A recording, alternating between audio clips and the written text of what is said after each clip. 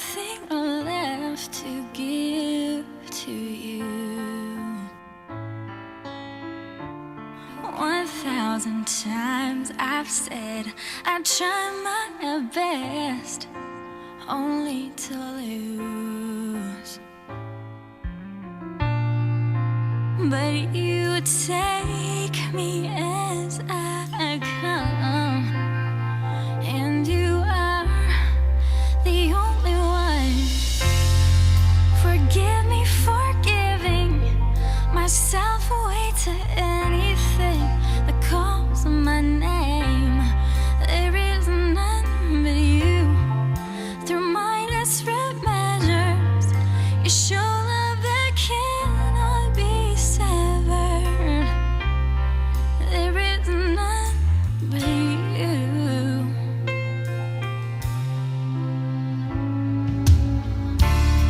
Just one more chance, the same request, you heard it before. So many times you give, yet I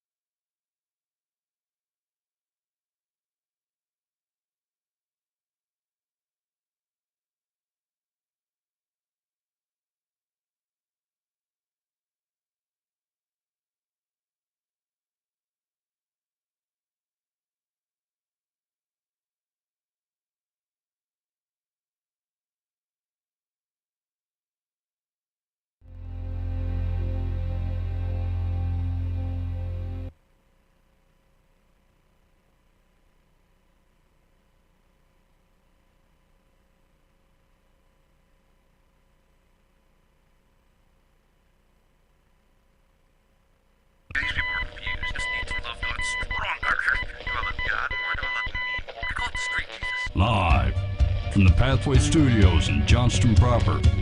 You are live from the Path.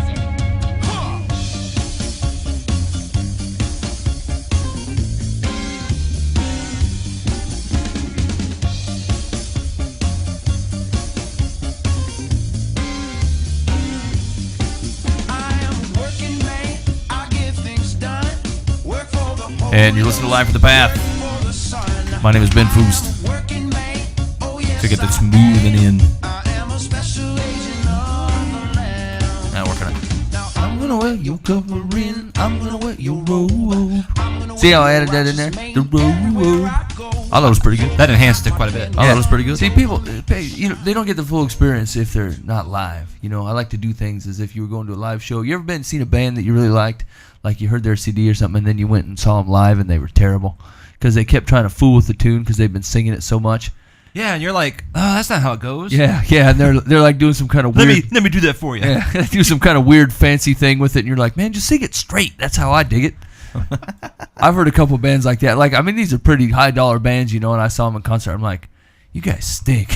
Like, will you quit fooling with the tune? You recorded it as if this was the best possible one. Yeah, you put it on vinyl and sold it to the masses. Exactly. And I come to the live show and you're screwing with it. I think I saw like Loverboy or something back in the day. And what? Yeah, of course you did. And it was just like, no, you can't do that. I don't remember what song it was.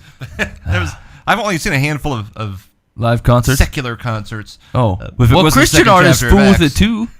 What's that? Christian artists do the same thing. Yeah, but it's the time I remember it was with the secular ones. You know, it was just, I don't know why. I feel like Loverboy couldn't destroy their own show already. The premise of their act is already a destruction.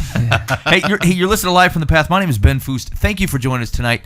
I'm really excited for the show tonight. We've got a couple big things going on. First, one of the questions to a conversation this week that I thought was very, very interesting. And the basic crux of the question was, who, as someone that's following Christ, who are you to say that Jesus is the only way? That God is the one God, the only God, the way to salvation. Everybody else doesn't make it. How do you know? Who are you to say that? I kind of read that, and I thought, that's a very interesting question, and I think a lot of people are there. I think a lot of people are, look at that and they say, I don't want to be a fool, and it seems so exclusive. Like how you're just excluding so many people, and there's other people that are so invested in the things that they believe, and it just seems so like it could just be right in a bunch of different places. How could we be that? And the implication being, like, how could you be so bigoted? How could you be so exclusive? Right? How could you be so pious to say my God is the only God? Yeah. So anyway, we're going to talk through that, and there's a couple other caveats to that. Thoughts about Christian behavior. Especially how can I think that you're on the right track? Look at all the way these Christians are acting, which I think is also a good discussion. And ultimately, how can you know the truth? Aren't we just all going to find out when you meet God? And just to preview, I think the answer is yes to that. It'd be kind of a good idea to kind of have a really good idea before you meet him, though. But in what way, right? Yeah. Like when you get the report card, you kind of want to know. Yep. You want to have the test kind of figured out. It should be a surprise. Let's hope it's not a surprise. Well, I guess I was wrong. Well, I think I think that'll end up being a good crux of the discussion anyway, right? Like, you can't, if you read the Bible, you can't really plead ignorance. You can't say I had no idea or my buddy had no idea. Like you can't plead it because Jesus talks enough about it and the Bible references it enough that I think you have a hard time saying that statement. Right. So we're going to talk through that, and we'll try to get that within the first 15 minutes. We'll get that discussion fired up because I thought it was a very interesting discussion. I think a lot of people are there, and I thought, well, how would I respond to that? What about that is true? What about that is not true? And what kind of discussion can you have from that? So we're going to be talking through that. What makes Christianity so exclusive, and how do you know? How can you be so sure? Also, we're going to be doing we're giving some advice. People need advice. They do. We're going to catch up with some of the bands that have been in studio. There's a lot of stuff going on with some of the bands. Oh man, the people are all over the place doing all kinds of Jesus music, traveling around, doing Music's a bunch of stuff. So I'm going to give you some. They're probably playing live shows, fooling with it, making the song sound silly. Oh, they better not. Jesus Messiah. Will you just sing it right? Why you got to fool with it? You know, the worst part is like guys that are leading, like if you're doing a hymn or whatever, you're trying to lead a worship or something. I mean, these things are timeless. They've been around forever, and everybody that's trying to sing along with you feels foolish when you're jacking around with it. Yeah. Actually, I found this to be I'll never forget this till the day I die. But like, I used to go to a more traditional church, and it's funny what they have to do to hymns after a while. Like our music worship set is more contemporary, and so there's a more breadth of tunes to use, and so it gives you a little bit more variety. But like the people that are still in the Baptist hymnal and the Baptist hymnal only, is that I'll never forget it. That we had this worship leader, and he was about 8 feet tall. And he always loved to sing Power in the Blood. And when the power part came around, he tried to fit as many powers in there as he could, That's when you were really ramped up, like revival time. When people were really getting fired up, because the song usually goes, there's power in the blood, there's power in the blood. And then he'd go, there's power, power, power, power, power, power, power. And he'd like fist arm it, and everybody, and he'd smile when it was done, like you guys really, you got the Holy Spirit, we're rocking. And I thought, and I was like 10 years old at the time. I'm thinking, I feel ridiculous. I just don't know. I mean, nothing against the Baptist hymnal, because actually I love it. But I mean, it takes a lot to reinvent the Baptist hymnal wheel. Once it's been made, it kind of is what it is. Yeah, I remember being in college and they do that, and it's about the time churches were starting to kind of break away from it, so they were kind of clinging on pretty good, And they'd like, oh yeah, you want new music? We'll give you new music. Power, power, power, power, power, power, power. Let's get a new organ. That'll do with it. a different sound. We'll let someone different lead worship. Whoa. What? Is Harold sick today? Today we won't do the 1, 2, 3, 4, 1, 2. That's crazy town. We gave Linda a tambourine. Here's what I'm gonna say. And she has 270 degrees on it. I'm gonna submit this too. And this is a heads up for all you worship leaders out there, right? Unless you have a skilled musician with some very good discernment, the tambourine is not for you. Do not just give people a tambourine. You need people who understand a tambourine, what the tambourine's for, and when to use it. Nothing can distract more than a poorly used tambourine. It feels like a gypsy show. Yeah, it's exactly. You know why? Because most amateur tambourine artists, they like to do their own choreography. They throw in a shimmer, like a shimmer or a jut out, or they like to hit their knee. They like to hit it against their leg, like they're in the middle of some kind of rodeo. And I'm telling you, the tambourine goes in the hands of a skilled second percussionist. Only. That is the only person who gets a tambourine, because they have 50 instruments. They know which one to use at the right time. You don't just give it to the background singer. They know when to take the egg shaker. And when to take the tambourine. That's right. Like, I mean, there's that fish, the guiro. The guiro, yeah. Yeah, the guiro is usable. The triangle, once again, you can't give it to the main drummer because he'll use it all the time. Yeah. You'll sound like dinner time. No, it's a big mistake. Like you have to have some discernment on who gets to play auxiliary percussion, and it's no one but a guy specifically designed for that spot. That's it. Who understands his role? Exactly. Not that. It's my time to shine. It's the tambourine show. Yeah. It's the tambourine solo. I mean, especially the background singer's the worst, right? Because they're already standing in front. Yeah. And then they're always the one on the right-hand side because they're right-handed, and so they can't do. If you put them on the left side, they'll shimmer into people. So you got to put them on the right-hand side, and they shimmer on their own, and it catches the lights, and everyone's distracted looking at it, going. And they're tying tassels and crap to it. It's catching the light like a winnow. I'm just telling you, I feel like I should start an online class.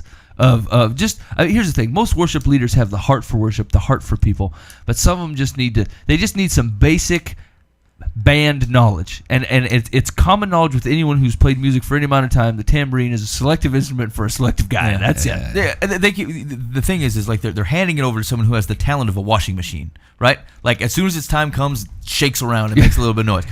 That's the person you're like, I don't have anywhere else to put them.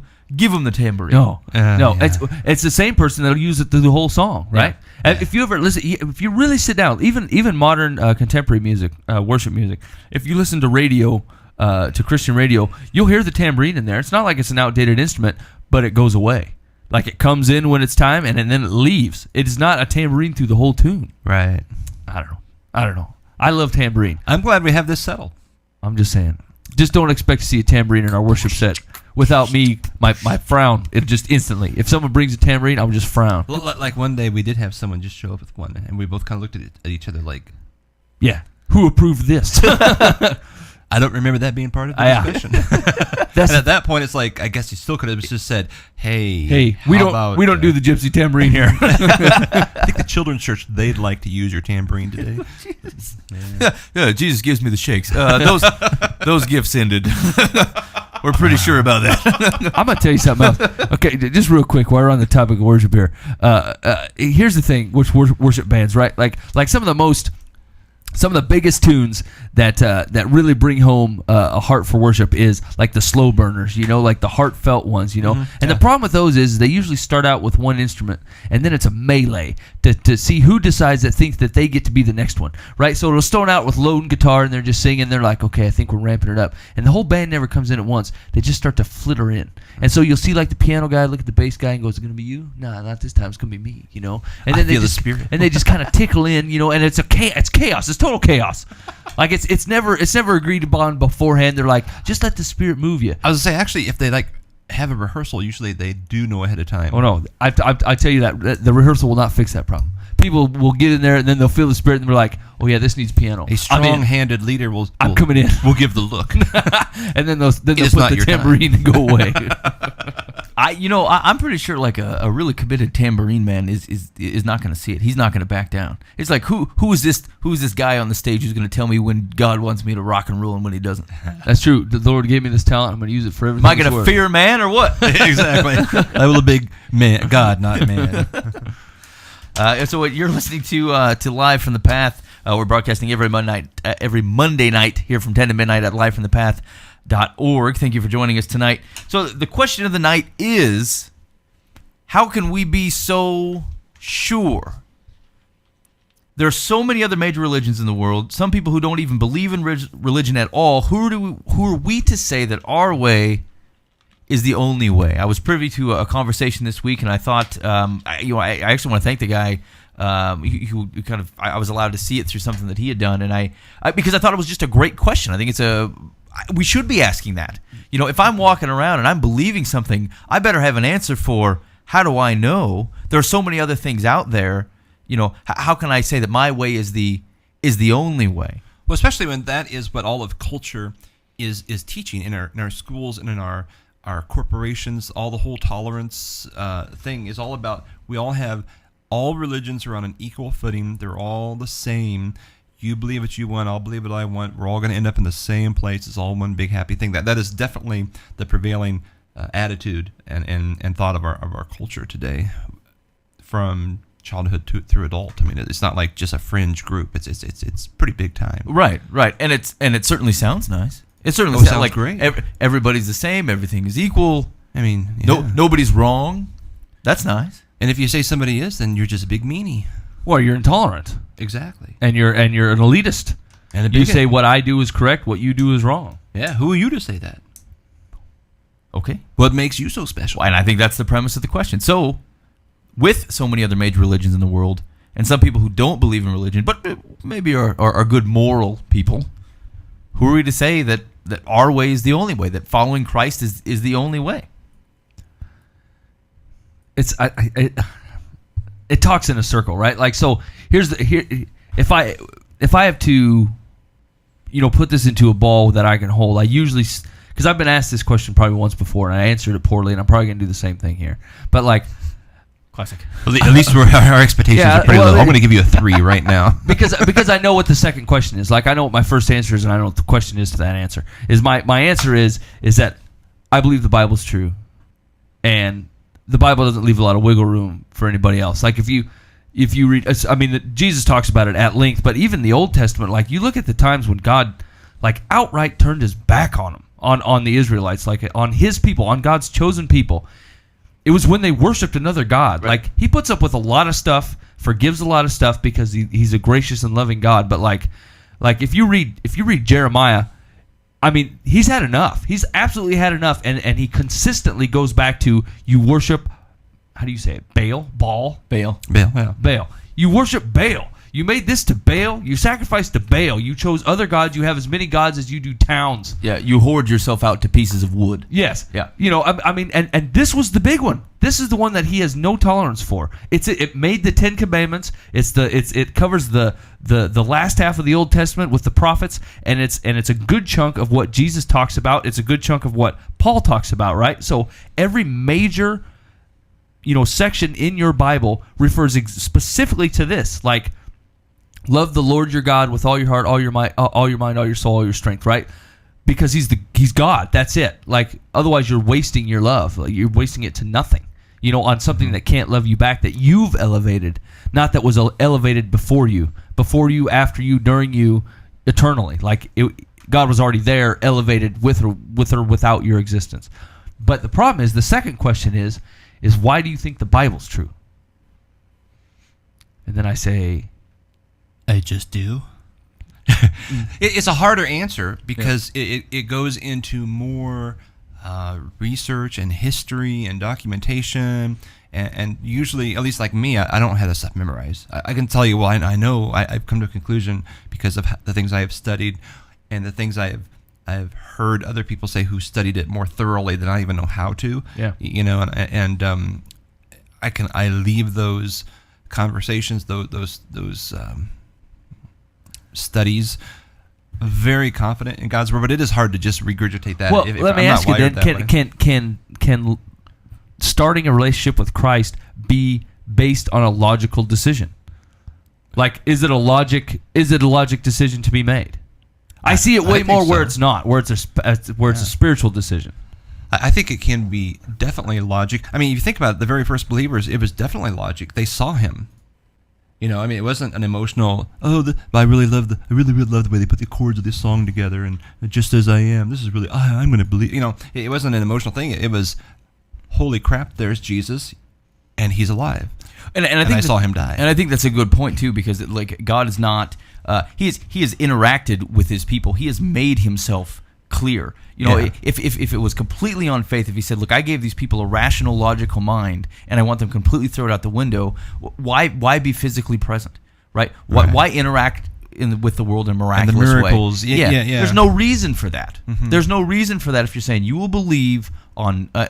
Faith alone is the key. But what he's saying is I know I made you. I know how you are. I know what you're going to try to lean to, and I've done this. I've interacted with this world so that you can see, and you're going to have people that are going to be blind to that. They're going to say, unless I see it, I don't trust anybody else. Unless I see it, I'm not going to consider it true. But that's someone there's a lot of things that you believe in that you have not seen. I've never been to Spain, but I think it's there. Mm-hmm. Like there's people that have been there. There's maps of it. It's an atlas. I can say, well, Spain is right there. I look at a picture on a wall and say, well, that's George Washington. Yeah.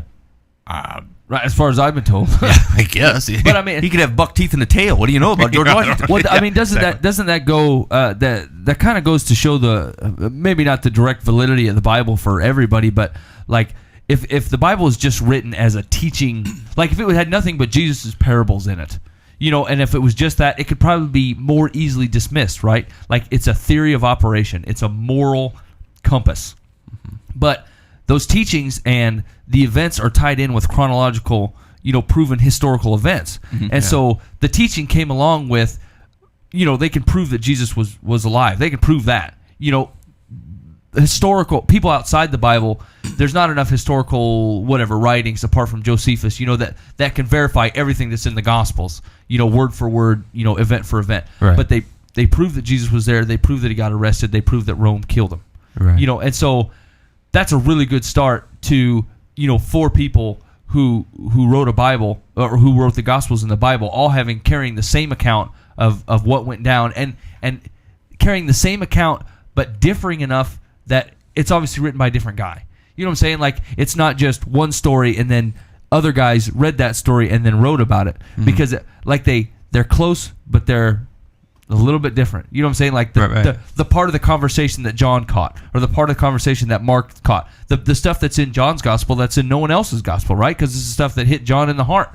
And Luke being a physician covers way more, more of a systematic theological method of his gospel, but still has the exact same account from John, the flowery love guy. You know what I'm saying? Like, it's the same. They're the same stories from different perspectives, which tend to prove things to be accurate. Mm-hmm. Well, you look at the resurrection of Jesus, which is the foundation for our faith. That's what makes our faith different than all the others. You know, how do we know ours is the right one? You know, well, if a guy dies and comes back from the dead and says, by the way, this is what truth is, you kind of listen to it. And if he had not resurrected, you know, they would have found him sometime. I mean, at some point, they would have someone would have either said, okay, we were joking. I mean, there were too many people who witnessed him firsthand. Over 500 at one point, but that was in one point. And other times he appeared to other people. That there's just so much documentation that there was no way he didn't resurrect from the dead. Okay, and no other religion can say that. You know, Muhammad didn't come back from the dead. You know, you go through all the different Joseph Smith. He's buried out there somewhere. You know, right. I mean, all the other beliefs Would be religions. Exactly. Yeah. And Jesus himself said, there is no way to the Father but through me. I mean, and that is pretty clear. It's not a, well, whatever whatever you're thinking, hope you're happy, you just do your thing, and we'll just see, later on. He said, you follow me, or you don't see the Father. You know what's actually really interesting, because I had a conversation with a guy about this one time, and I thought, because he asked me the exact same question. He said, how do you know your religion right? And I said, because my God's the only one that acts like a king. Because a king doesn't put up with your crap. You know what I'm saying? A king says, here's the rules, here's the deal, here's what I created, here's how I rule, right? A king doesn't go, let me elevate you to my position. That's not the way kings act, because you're not the king. The king doesn't say, eventually you can become a god. Like me, I'm a god. And if you continue to live rightly, you will become a god too. A king doesn't act like that. A king acts like he has a kingdom and he rules over it. He doesn't have a communal, hippie fest with everyone else in his kingdom. He says, this is my kingdom. This is the way it runs. Be a part of it or don't be a part of it. I love you. I hope you do, but whatever. Mm-hmm. Like, and I'm a king. God wants everyone in heaven. So it's not like he's this mean God who's going to judge people.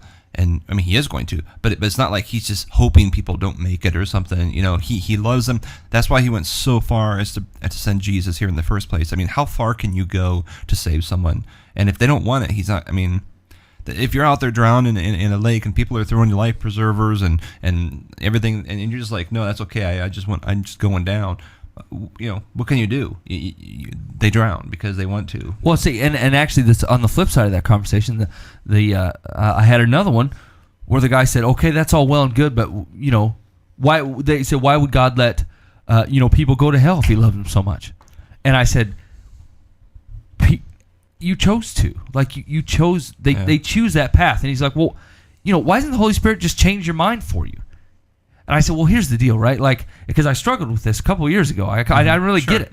And I thought, he could have created angels and not us. He did, but he could have created angels that would just follow him because he created him to do that, But, like, real love is when you choose it. When you have a loving relationship, it's when you choose to be in that relationship, not because you're forced to be in it, Like, how much of a relationship is that? If you already know that they love you and they're going to choose you because they have to. They don't have a choice to get out of it. You know what I'm saying? But you give them that choice and you say, you have free will to love me, to follow me, and to accept the gift that I've given you, or you have free will to dump it.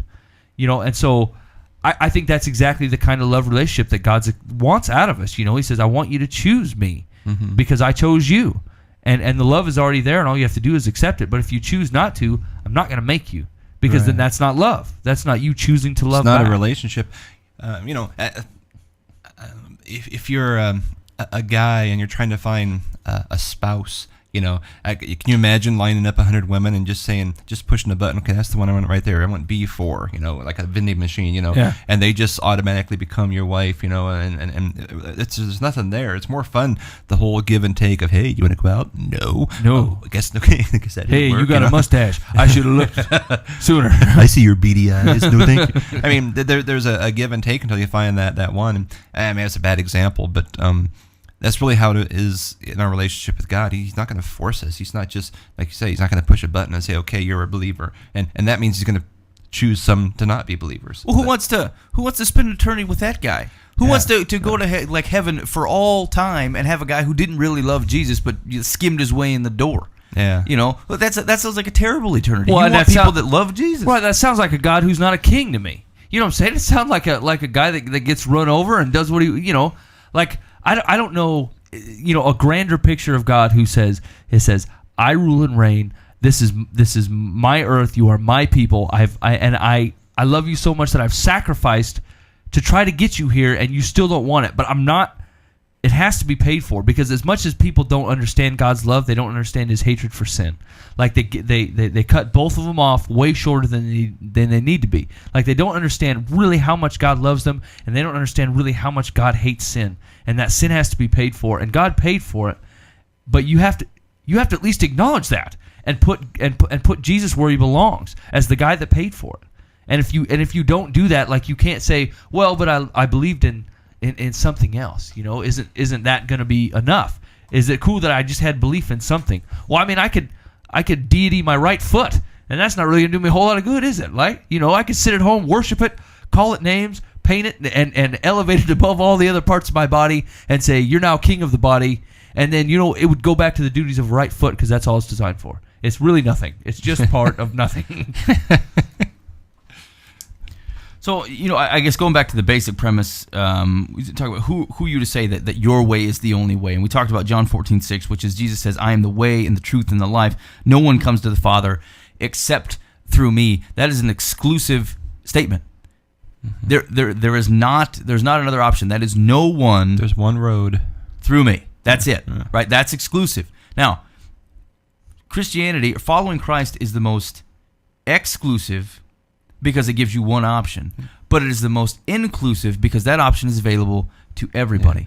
Yeah. And we're not the ones who made that up. It's not like a bunch of mean Christians running around saying, "No, this is our club." Yeah, this is Jesus. This is the one who did the dying and the resurrecting. That said, by the way, I'm it. Yeah, I trust him before me for sure. Right. If he didn't say that, I'm not in this position. We're not having this conversation. But that's what he said.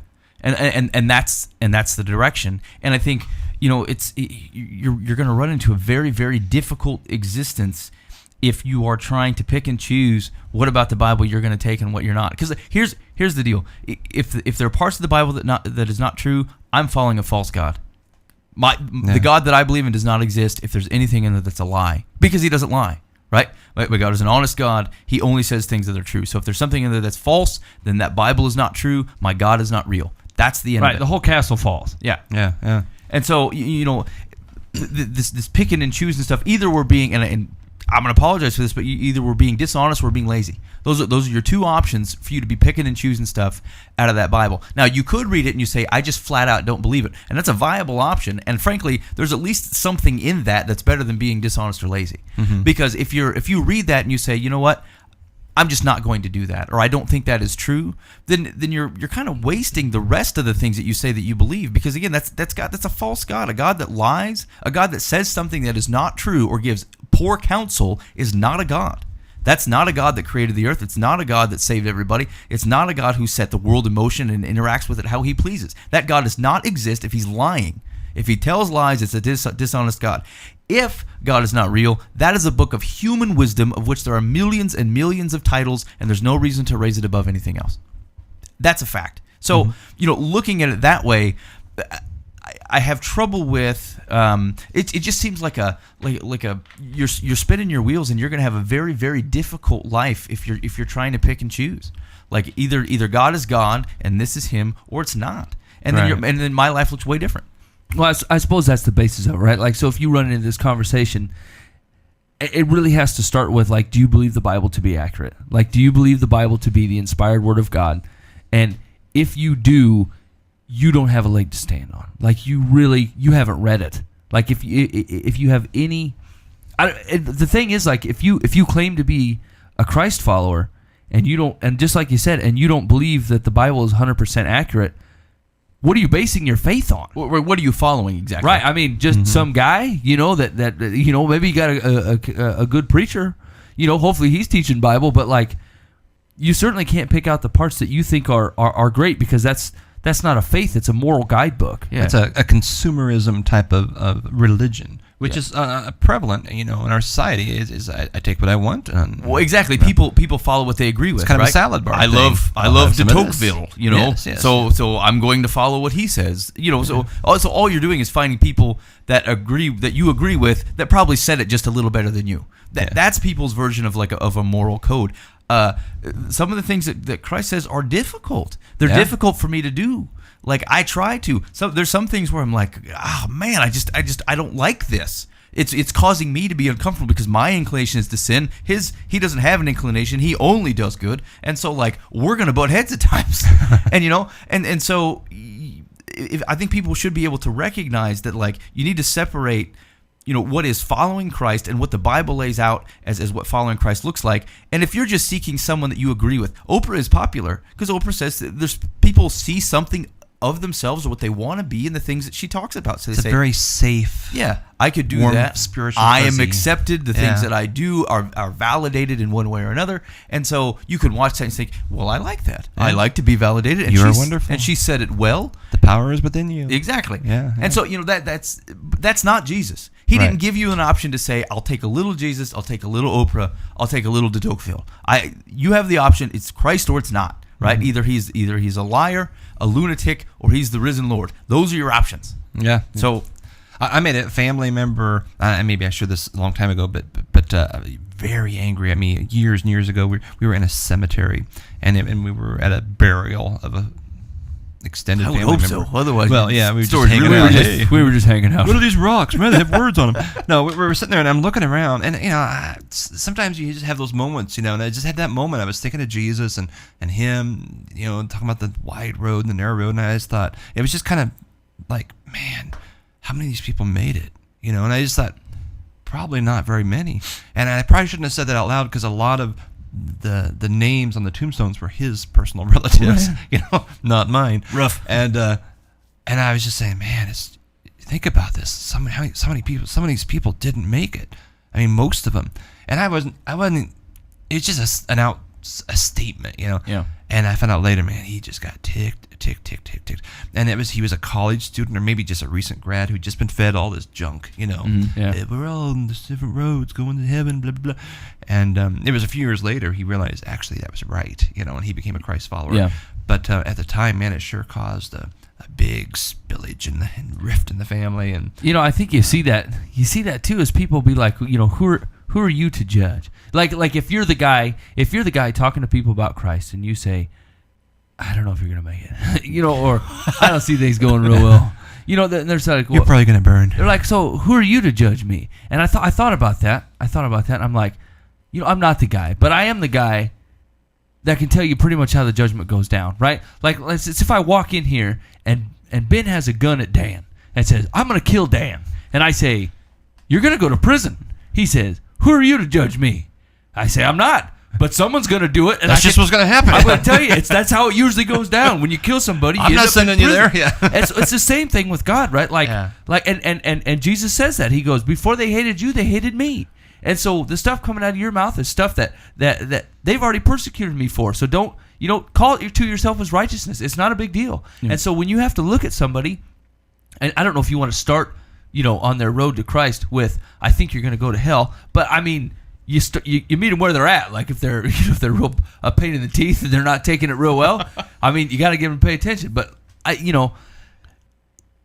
you're just the guy telling them how it is. And if you love them, you'll tell them. Yeah. Because if you don't love them, then you'll shadow them and say, look, you can do whatever you want. It'll be fine. That's a great point. One of the other things that came up in that part of the discussion was, I'm friends with so many non-Christians. They're actually some of the nicest, least judgmental people I know.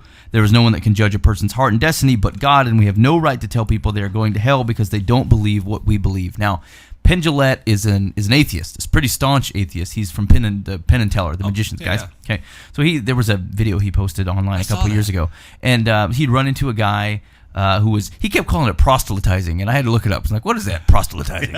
Sharing Jesus. Make you one of us. Yeah, but one of the things that he said was very interesting, and he goes, I don't mind when people do that. I don't believe it at all. I think your God's fake. But he goes, I don't mind when people do that if they're being honest about it, because the question really is, how much do you have to hate somebody to not share Jesus with them. If you believe that God is real, Jesus died for your sins, and if this guy doesn't believe that he will go to hell, how much do you have to hate that person to not share that with them at whatever risk it is to you? Yeah. Well, I'm uncomfortable. You hate that guy if you're not willing to take that step and say something to him about it. And it was an interesting coming from a guy who like probably gets irritated by Jesus guys trying to turn him around because he's a very public atheist. But it was an interesting perspective, is to say, look, if you really believe this is true, your life should look different. You should be going after people because like you really got to hate someone to not share that with them if you think that that's true. Yeah. And so it's interesting, and the part of this conversation was, we have no right to tell people they're going to hell because they don't believe what we believe. But I would have to hate you to not do that. Yeah. I would have to really hate you and not care anything about you or your destiny to share it. Now, you may think I'm foolish, and frankly, that's cool. That's totally your right to do that. But like, if you put yourself in my position where I believe a certain thing, and that if you don't know these things and follow them and believe them, that ultimately it will end very, very badly for you, I've got to really hate you to not share that. You're seeing a guy building a campfire out on the interstate, and you're thinking, well, that's really great. He believes that. But he's going to get run over by semis. Yeah. And you're just like, well, that's just, man, that's just really great. He believes differently. He'll find out someday. That's totally maybe. cool, yeah. I don't want to judge him. It's like, how could you possibly just watch him get run over? If you have to not that's what's care. going to you have to really not care. Yeah. Yeah. It's just like, well, tough luck, buddy. And it's good for a believer to hear that, because we do psych ourselves out so much, like, well, I don't want to be too forceful or blah, blah, blah. And it's like, I mean, yeah, I saw that video, and that was very convicting for me to listen to that and just go, man, it's right. I mean, I believe this with all my heart, and there's people I know that I just kind of keep my, I'm a preacher. I'm waiting for the right time. Yeah. There'll be a right What- time. now- when somebody dies, and then I can talk to them about it. Yeah, it's like you're going to burn forever in hell. That's pretty bad. I was actually talking to a guy this week that said, I feel like the church has backed away from preaching about hell, and it's an excellent motivator to get people to love Jesus. I said, and what I said in response was, I said, I guess I don't even think about it. Like, because he goes, you know what, I'm scared of hell. Like, he's known Christ a long time. He goes, hell is an excellent motivator for me to keep in line. And I said, like, I appreciate that point of view, but I really think, if you believe what you believe, and Christ said it's finished, so you're wasting a lot of time being worried about hell. Like, I'm not worried about hell. I'm just not. Like, I know a fun sermon series. How much can you say about hell? Hell in general. Yeah, could you do 4 weeks on hell? Yeah. What could you do about hell? Yeah, I bet you could. There's a lot of questions about how did I get there? What's it like? Why does it exist? Who set it up? People are under the misguidance. They think Satan made it to live in. And I told this to someone who I know who's like does not follow Christ, but he was going through a religion class or philosophy class, and he was talking about a God and stuff, and somehow hell came up, and I said, you realize Jesus is the king of hell, right? Like, he's the king over everything. Like, he does not there's not like a dominion of which he does not rule over. It wasn't created. I mean, he knows it's there. He will rule over it. That's how Satan is cast out. Yeah, he made it and then put Satan in it. It's not like he kicked Satan out of heaven, and then Satan went around, got some sticks together, and built himself a shanty town. Like, he made hell, and then he threw Satan in there and says, this is where you're going to be. Yeah. It's not, the Bible doesn't say Lord of all except for that one spot. So why is it there? That's it. You could do that. You could do a week on that. Yeah. Who's there or who made it? You could kind of combine that. You could I brought a list. Your grandpa. Oh no! What is it like? I mean, that's a good, solid question. And how do I avoid it? You can't do a series on hell without like, oh, by the way. Maybe we should put that every week of the 4-week series. I feel like if we went to the fourth week, it might be the ender. Yeah. Hold on, everybody. I'm going to help you out in 5 weeks. Do you want to stay out of this place? I'll see you next week. Careful with the donuts. What would be our like our theme song for what secular song out there that could be just like our big song? who got in trouble for that? What? You could have the devil singing, "You're the one that I want." I don't want to say, "Oh, you're on the highway to hell." Yes, somebody, Perry Noble. Perry Noble got in trouble for that. Used that for an introduction. Yeah. Well, I mean, got chastised by other guys. Oh, here's what I read. I was reading a couple. I wasn't in the blogs, but I was reading Christian internet rags. So I was reading some stuff, and it kills me that as soon as you find like a preacher or a prominent Christian writer, if you take anybody's name and put controversy after it, you'll find 15 articles in the Christian blog, in the Christian rags, where they've said something that could go either way. Like so and so said. I was reading a book. I read a book this week by I forgot the guy's name again. It was Shane something. Anyway, he got in real big trouble because he said, I gave up on modern Christianity a long time ago to follow Jesus. And I like it. Oh, they just ripped into him. People were mad at him for months. Called him out, said, "Well, how dare you?" Blah blah blah. And he said, "Look, here's the deal. I know what Jesus wants out of me, and I know I can't do it here. Look at you people. Look what you're saying about me. Yeah, I rest my case." And actually, he says that too. He goes, "If I don't get kicked out of, assume I didn't say the thing right. I didn't speak the truth, because really the religious people should be really upset because I've just called them out, and the sinful people are looking for a change." And so it just seems never end out there, right? Like anytime you find anybody that'll stand up for Christ, you'll find 20 other Christ followers who are willing to bury him, and I don't understand it. Yeah. Well, again, they're even in pastors or even in people that are leadership in the church, they're looking for someone that agrees with them, right? They're not submitting to biblical authority or spiritual authority. They're saying, who agrees with me but is a little more eloquent? That is a general purvey of people that are trying to find someone to follow, someone that looks like them, maybe is a little more handsome, and maybe says things just a little bit better. The slightly better version of them is who they want to follow. And so, like, if you don't say something that they agree with, they're going to fly off the handle, because I certainly wouldn't say that. Right. Which is, that's weird, because that almost ties into a little bit. We're coming up on Mother's Day, and the sermon coming up on Sunday. We're going to talk about, a lot of times, this part in Ephesians 5 says, husbands, love your wives' life like Christ loved the church. And frankly, that's a standard of which I don't think most guys have a very good concept of. It's like, what does this actually look like to me to love my wife the way Christ loved the church? So the question that we're going to try to answer is, what if Christ loved the church or loved you the same way that you sometimes love your wife? Oh, bummer. And so, there's a lot of good follow with it, but again, it's the thought of, what if someone acted a bit differently than the way I acted? We don't see ourselves well until we see someone else do ourselves poorly, and don't act in the way in which we would agree with, and then now we can see the friction.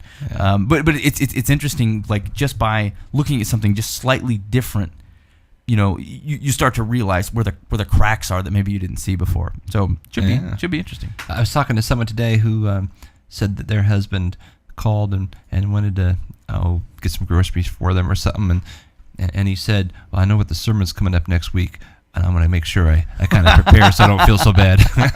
I thought that was awesome. That's a good thought. It's going to be kind of a rough one for the fellas. It might be a bit of a humbling experience. When you put Jesus as the benchmark and that's where you're supposed to aim, it's never going to turn out well for you. So how do you measure up? I'm very sorry about that. How you doing? Hey, you're listening to Live from the Path. We are broadcasting live on livefromthepath.org. You can catch us during the week by going to that website, livefromthepath.org. Click on the left-hand side, get a hold of the podcast, go to the YouTube channel, youtube.com/Live from the Path.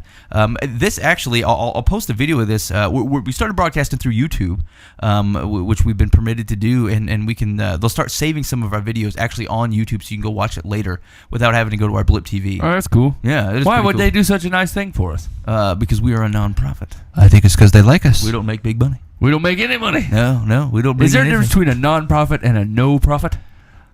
A nonprofit still brings in money. Yeah. They spend it in a way which they don't actually make anything. We are a no profit in which we do not bring in anything. No, We are no income. Yeah, we're the opposite. Like, it costs us money. exactly.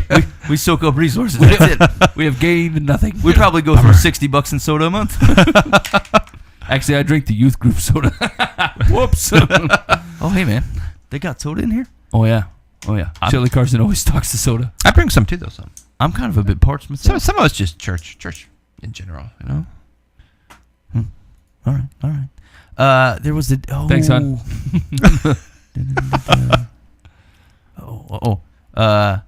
Okay, there was a you know what? Hold on, let's finish this conversation because I think it was interesting. So one of the last things that we were talking about is no one can judge a person's heart and destiny, but God. We have no right to tell people they're going to hell because they don't believe what we believe. I think it's important to understand, if you're coming from that perspective, is that you are doing someone a disservice, like by allowing them to believe something that is not true, that you would say is not true.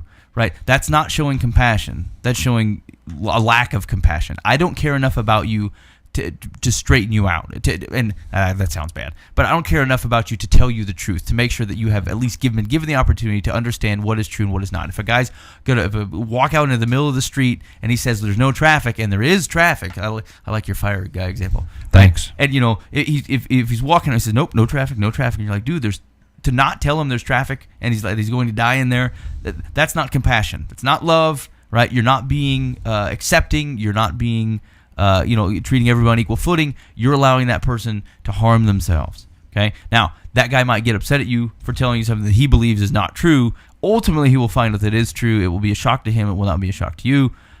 But I mean, it's not compassionate, and we've got to get away from that thought that like just because something's true, it is not. It is ultimately non-compassionate. Understanding what is truth, ultimately what is real and what is not real, and helping people to get there. That's compassion, because allowing someone to believe a lie is never compassion, right? You're never helping them out by just saying, I don't want to cause a ripple. I just want them to be able to live the life that they want to live. If that life is destructive, that's a mistake, and you're not helping them any by doing that.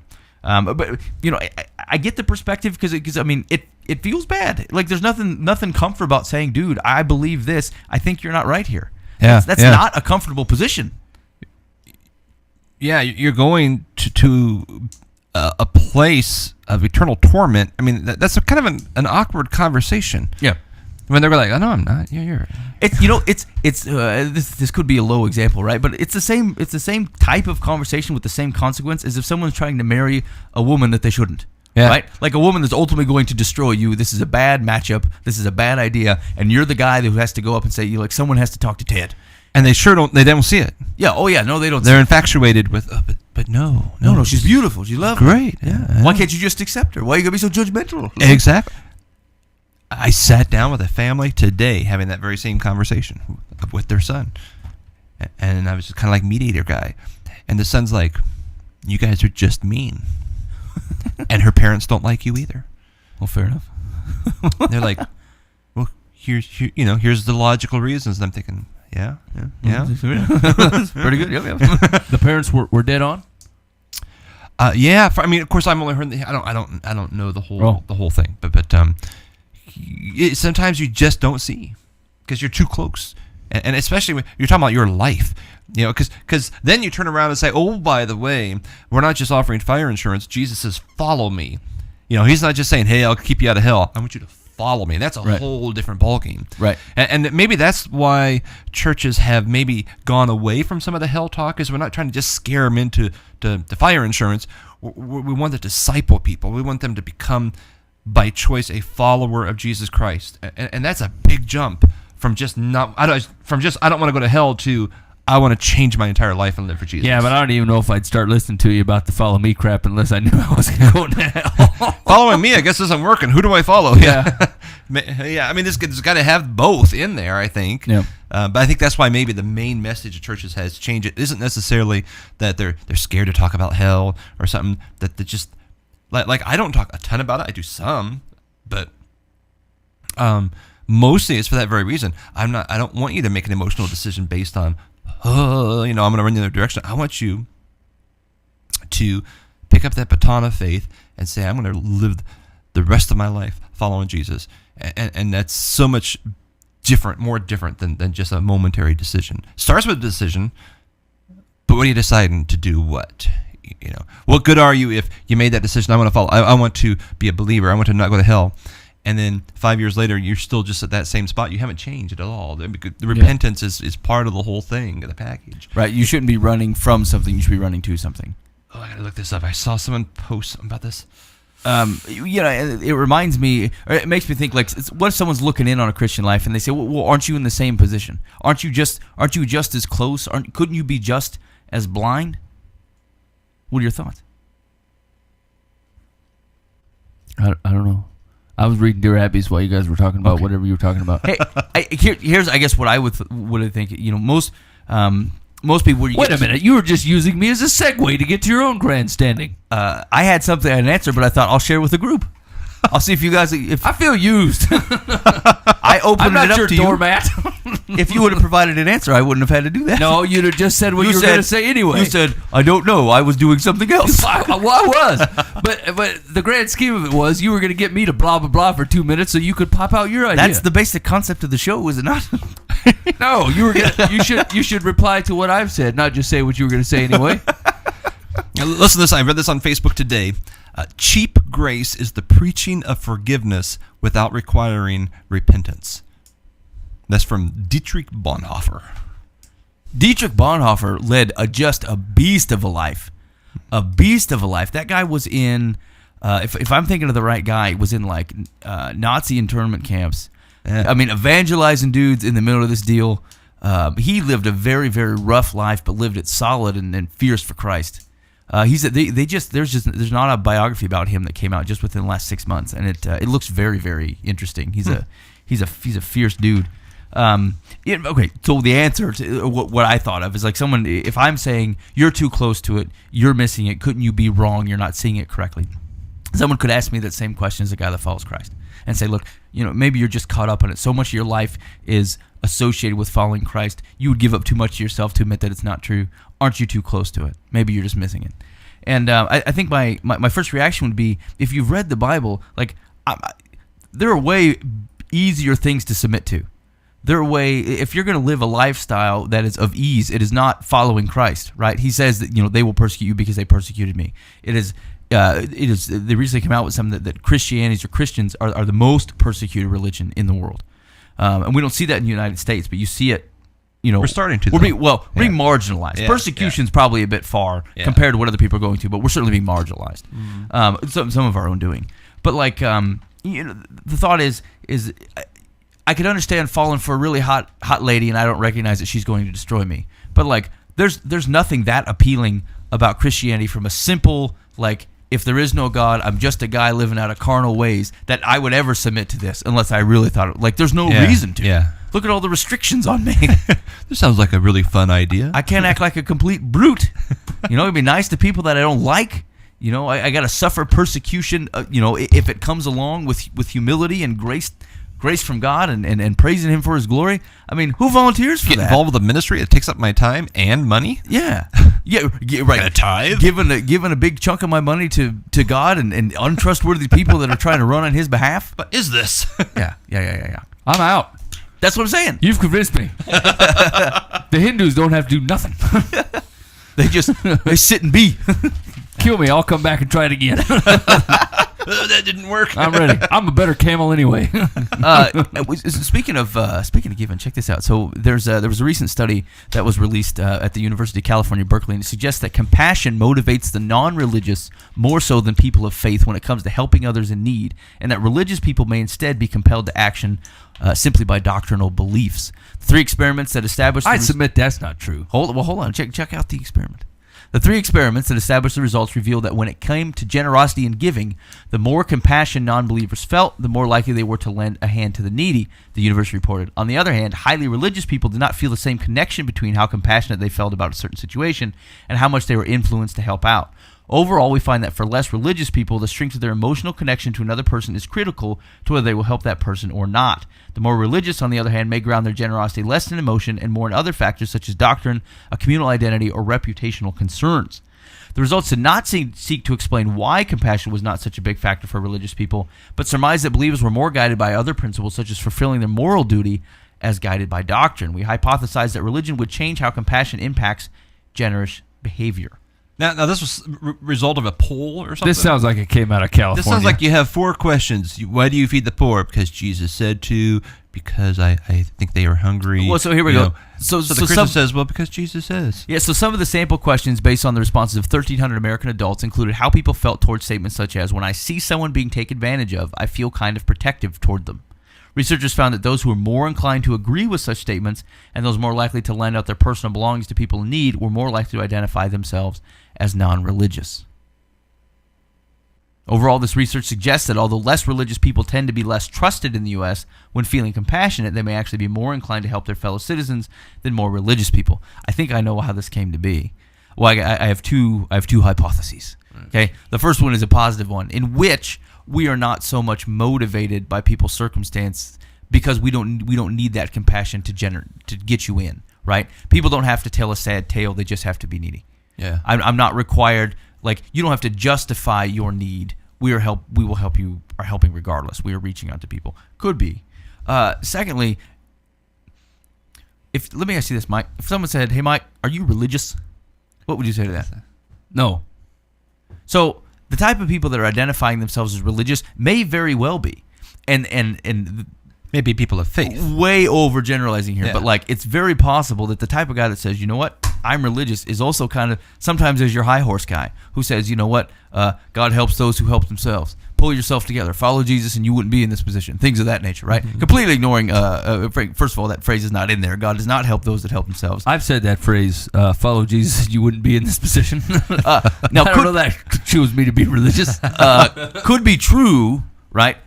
But like Jesus is pretty clear on helping the needy, helping the less fortunate, and so there probably is a pretty sizable contingent of very judgmental people following Christ who expect people that don't follow Christ to act like they're following Christ, which is not going to happen.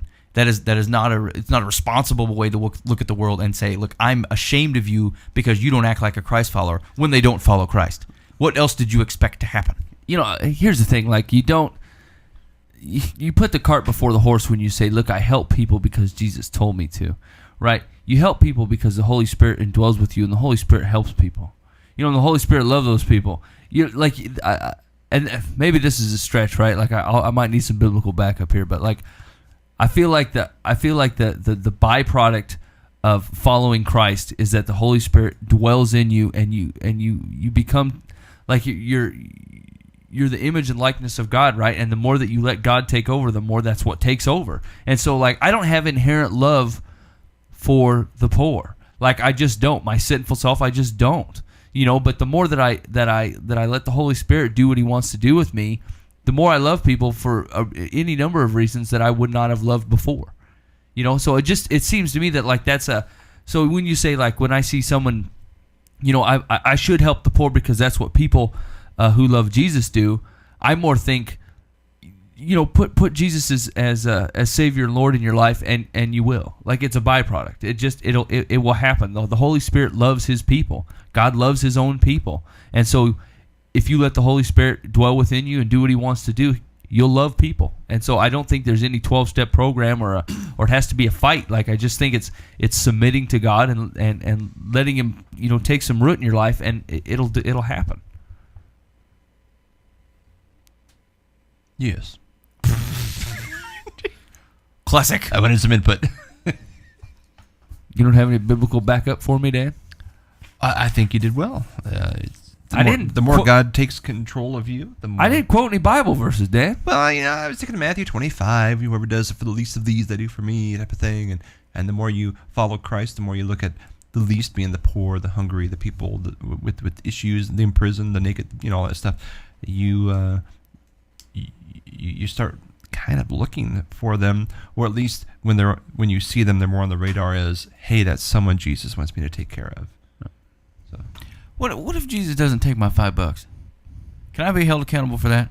Because I pulled up to a stoplight the other day, and there was a guy standing there, and like he wasn't standing even with the first car; he was standing with like the behind of my vehicle. And so you could reach multiple cars at once if they're going to try to give you money. So I was kind of sitting at the light, and he's standing there, and he says, "I'm traveling, any money will help." So I'm digging around, and I found like $5 in my pocket. And I go, "Hey, dude." And then he didn't turn around. And I said, "Hey, dude." And he did not turn around, and the light turned green. And so I left. Oh, you thought, well, my giving's over. The green light is here. I I'd guess hate to Jesus cause can't someone hear me. else behind me irritation to help this man. Should I have waited? Yes, you should have waited. Why would Jesus ignore my Are you $5? supposed to give him $5, or ain't you? I think you should never give money to a guy on a curb. Why?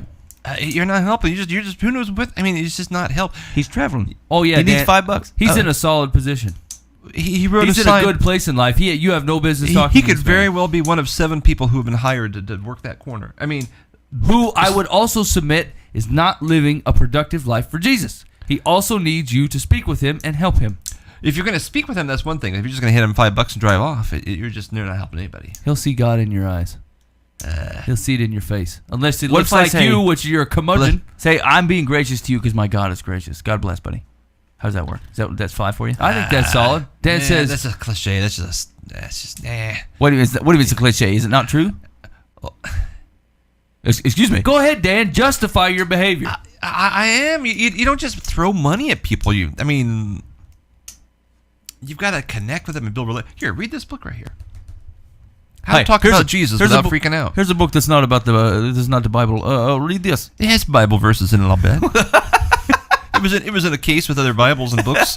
It says Jesus in may it. have rubbed up on it. It says right there, Jesus, how to talk to Jesus. Here's a book on how to be confused on exactly what to do with yourself. Boys and girls, we're going to read this book today. This will be next, what do you call that? Story from the Path? Oh, Dan. I'm sorry, Dan. So, It looks good. are you saying that there's no viable reason to give money to people? I'm saying sometimes you hurt them more than anything. If I have a drug addiction and I'm out there in a corner and I'm just getting cash to get my next fix, you're not helping me. As opposed to... What if he's not a drug addict? I don't know. How do you know? If you're just stopping at a stoplight going, here's $5.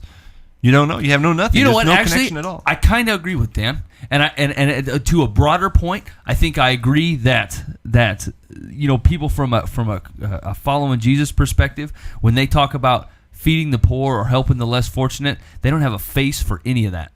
Like they blindly give to charities, they blindly give to organizations, and they just say, "I help the poor," you know, and really you're not having love for individual people. You're having love for a group of folks that you have had no interaction, no contact with, and you cannot never share, will again. You can't share the love with Jesus to them because you don't know them. So should your mindset be different? Like, not I'm going to help the poor. Like, I'm going to help the people less fortunate around me that I can look in the eye. Yeah, that's what we've had this discussion of since going to the conference. That wouldn't it be great to rent an apartment down the street in the low income housing, rent an apartment and just make it a food pantry there, where we as a church will supply food and diapers and parenting books from a godly perspective and things like that, where we're actually connecting with the neighbors and helping build community there, as opposed to just throwing some money at them.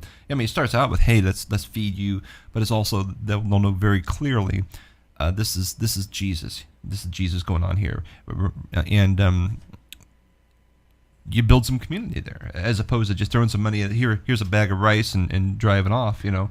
I think that's actually pretty huge because I think the I don't know, the modern setup gives everybody an easy out. Absolutely. Like, we're taking up collections for... And I feel better. It didn't help them. It made me feel better. Right. I fed the poor. Okay, I help poor in general. Like, Get yourself who? a number 3 with a Diet Coke. Who do you help? You paid their secretary. That's what you did. You paid their secretary and filled their water cooler. Those are the things that you did. But, like, when you invite Sylvia into your house and find out that her mom's a drug addict, her dad's never been around, and she's got a 6-year-old daughter, and they're having a hard time. Now you can talk to them. You can talk to them about Jesus, and you can and you know what? Even if they don't want to hear your Jesus talk, you can feed them. You can love them like Christ loves them, because Christ loved them through all that stuff, and that's your job, not just to throw money at the faceless poor. And I don't know. I think that's a really big step. I think it's just changing your mind frame. Stop looking at the poor like they're a group of people, and realize they're made up. There's a human being there, an of individual people with a story. Right, and it's not. It's society that's called them poor. They're just still just people, who don't have the same resources you have. So change the game a little. Give them a tunic, for heaven's sakes. What if they don't need one? Then they're gonna have to take it off and get somebody else. So don't give the guy $5. Listen, here's the deal. Jesus said Don't 2 do it. tunics is the maximum. You only need one.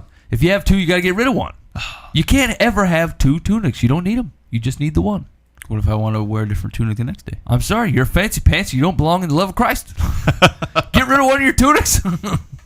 All right. It could be a good-looking tunic. Okay, you don't have to have a ragamuffin tunic or one you bought at the half-price store. Could be a tunic of many colors. Buy a good one. What's From the my modern day dad. equivalent? Like a cape? I'd assume it'd be something everybody has. A bomber jacket? Like coat. a T-shirt? I can wear one T-shirt? Members only Just jacket? a coat. Just a coat. One set of undies?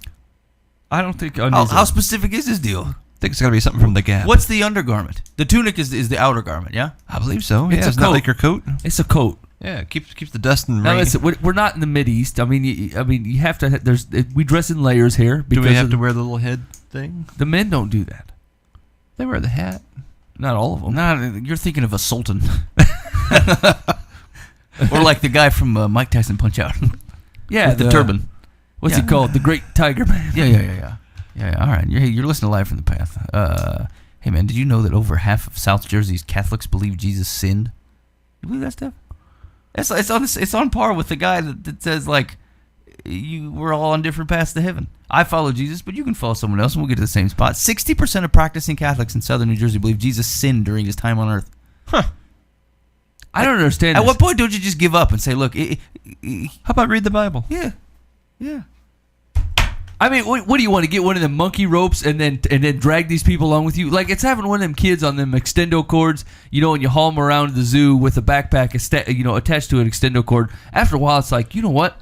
You don't want to be here, because if you did, you'd read the stupid thing. Like that frustrates me to no end. Like people are like, I'm struggling, I'm having a hard time with Christ. I'm like, well, how's your prayer life? Oh, I don't pray very often. Yeah. I lit a candle. I said, well, how's your Bible reading going? I just can't seem to find time to read my Bible. I go, well, Lord knows how you've fallen off track here. You don't know anything about the God that you claim to be following. He's the center of my life, Mike. He's the heart and soul. I live my life for Jesus. I'm a religious man. I don't deeply know religious. crap about him. I don't talk to him, and I don't want to learn nothing about him. And frankly, I'm irritated of the Sunday mornings because I think they're boring. You're just a Jesus freak. It blows my mind. Like, who can go, I trust my life to Jesus. I don't know anything about this man. Tell me about him, Mike. Tell me more about Jesus. And I think, if this was your marriage or this was your friendship, the other person had split on you by now if it was not Christ. You know what I'm saying? Like, who says, hey, Yeah. here's Mike and his wife, Jera. I run everything through Pastor Dan. He's our mediator. I don't really want to know Jera, but I'm going to ask Dan questions about Jera. Is Jera hungry? Dan? Jera, you hungry? Yeah, I think Jera's kind of hungry. Okay, cool. I'll get something to eat. Yeah. I feel real close to my wife. I've invited a third party in to mediate between the pair of us. Like, it's the same thing with you in relationship with Christ. If you say, I'm having a hard time, I'm struggling, I don't feel close to Jesus, maybe you should spend some time with him and stop waiting for someone else to bring the gospel to you, like Jesus can't bring it to you directly. Like, that Bible is his living word. It will speak to you when you read it. And the things that jump out at Ben and Dan when they read the Bible, I can read through the book of Hebrews and get nothing. Or I can get something, depending on what the Holy Spirit has to do with me today. And so it is his living word. It's called that for a reason. And you cannot say, God doesn't speak to me, God doesn't talk to me, I don't know what God wants for my life, when you have spent no time with him and you're not willing to put in any effort to build a relationship. You just want to be told about who he is. And that makes for a really crappy relationship. It's like online dating. It's online Jesus, an online God dating service. Choose your God. Here's the picture of all the gods. Here's as much information we can gather about them. It's no wonder people pick New Age spiritualism. Hey, this one seems to not want anything from me, and if I spend more time with myself, then I could be pretty awesome. Yeah, this is the kind of relationship I want. And feel good about being spiritual. Yeah. I don't know Jesus. He's so far away from me. Oh yeah, that's the reason. Oh yeah, Jesus is split on you. That's totally the deal. See that big book over there? Go ahead and open it. Yeah. Yeah. You're listening to Live from the Path. That same study showed that 4 out of 10 of the Catholics disagree with the idea that sex should be reserved solely for marriage. They're pretty open about it. 40%. Think what? 4 out of 10 disagree with the idea that sex should be reserved solely for marriage. 40% of people, you know what? We're not limited by that. Why? But you know what? Before we rip on the Catholics there, that's a Catholic survey, we're in a pretty conservative Bible-believing church. And I bet if you were to poll the actual activity of people 29 and under, they'd probably be, I wonder how Oh, yeah, different that no. would be. No, this is just interesting because it's framed against the background of a church organization. Exactly. But it's broadly true. There's nothing more aggravating to me than to talk about that subject and know that some people are just looking at you like, yeah, whatever. I can't wait till I get it, to whatever's house. And It's the same thing you were just talking about when you're talking about people like, hey, I don't understand why my marriage keeps failing. I don't understand why my relationships don't go very well. Well, like, you're not working on them. You're not doing God honoring marriages. You're not marrying the right people, right? You're putting yourself in a bad situation and saying, oh, I can't imagine how this happened to me. It's a pretty small book, really, the Bible, compared to a lot of the books out there. It's this little book. If you just would read it, it would save you hours and weeks and months and years of intense pain. But I can't spend 15 minutes a day and read just a little bit of it. Yeah. Because it might bore me. Well, people run on the golden nuggets, like the one part of Dan's sermon that was interesting. The rest of it was junk, right? But they'll pick the one part that they're like, that's my new life verse. I'm going to run on this thing for another 6 months until I have to pay attention to another sermon, and then I'll pick a life verse out of that one. I'll run on that thing for a while. Yeah. And it's just, I hate the concept of a life verse. I just don't like it. It's like, here's the one thing I'm going to have that stands out above everything else. Actually, somebody said, I was infuriated when our first daughter was born. Someone gave us a poster with, like, here's her name, here's her, this was funny, here's her, like, her star sign, and I can't remember exactly which it was. Here's her birthstone, and here's her life Bible verse. And I'm like, who decided that? Like, here's what Pale thinks of her. Like, the guy at the Christian bookstore. I'm like, screw you, dude. You don't have any idea what the life verse for my daughter is. And I wasn't mad at the person that bought it because they didn't know any better. Yeah. I was mad at the guy that produced it. I thought you're a shill. You're a shill for corporate Christianity, and you should be ashamed of yourself. Man, I'm so But mad. I think about the life verse, and I don't know about everybody where it comes from, but I have always thought that there's this, like, most of us have that one verse that we look at and think, man, that really drives me. That really gets me going. Not that that's like the most important one in the Bible, or I don't have ignore that. the other stuff. Mine's always been Matthew 28, the whole Great Commission thing. Dan has one. I don't have it. Matthew 28. That's everybody's. It should be, because that is why we exist. That is our purpose. You're a to life make verse disciples. elitist. I guess so. You're telling me your life verse is better than all life verses. Now, here's the deal. I'm not agreeing with, like, situationally, you find something that the Bible speaks to specific to your situation. You're like, you're going through something for 6 months, and you keep reminding yourself, Lord is my strength, blah, blah, blah, blah. Okay, like, this is what I'm going to ramp up on. Okay, I get that part. But, like, seriously, my life verse is the book of John and the book of Matthew and the book of Luke, Romans, Ephesians, Acts, Revelation, and then we can, you know what I'm saying? Like, the full counsel of God is my life guidance, not the one thing that I pick out. Because you know what? The life verse is something that I like. Here's something that I enjoy. That's not good. I don't want to focus my life on the thing that I really like. Mine's the prayer of Jabez. I read a nice pamphlet on it. I love Jabez. The prayer of Jabez. Bedtime Jabez How's story. that go? Widen my... I can't remember it. I got a prayer of Jabez from Ben Foust and Company. I didn't give you prayer of Jabez. No, I did not. I got it for a birthday gift. It was like prayer of Jabez for little kids. Oh, I did not. Came from your family. Oh, no. I laughed. And then I read it. Bury it in the yard. I preached on it once. No, Dan. Yeah, it was a big popular thing. I thought, okay, we'll hit on it. No. It's not good. It's a falsity. It's prosperity. Pour blessings on me, Jesus. I don't ask for much. Just pretty much everything. Yeah. Come on. Look, I'm trying to decide between you and Vishnu. Give me your direction. Show me how great you are. If you could, dear Father, just glorify me. bring me things that bring me glory. I want more land and more friends.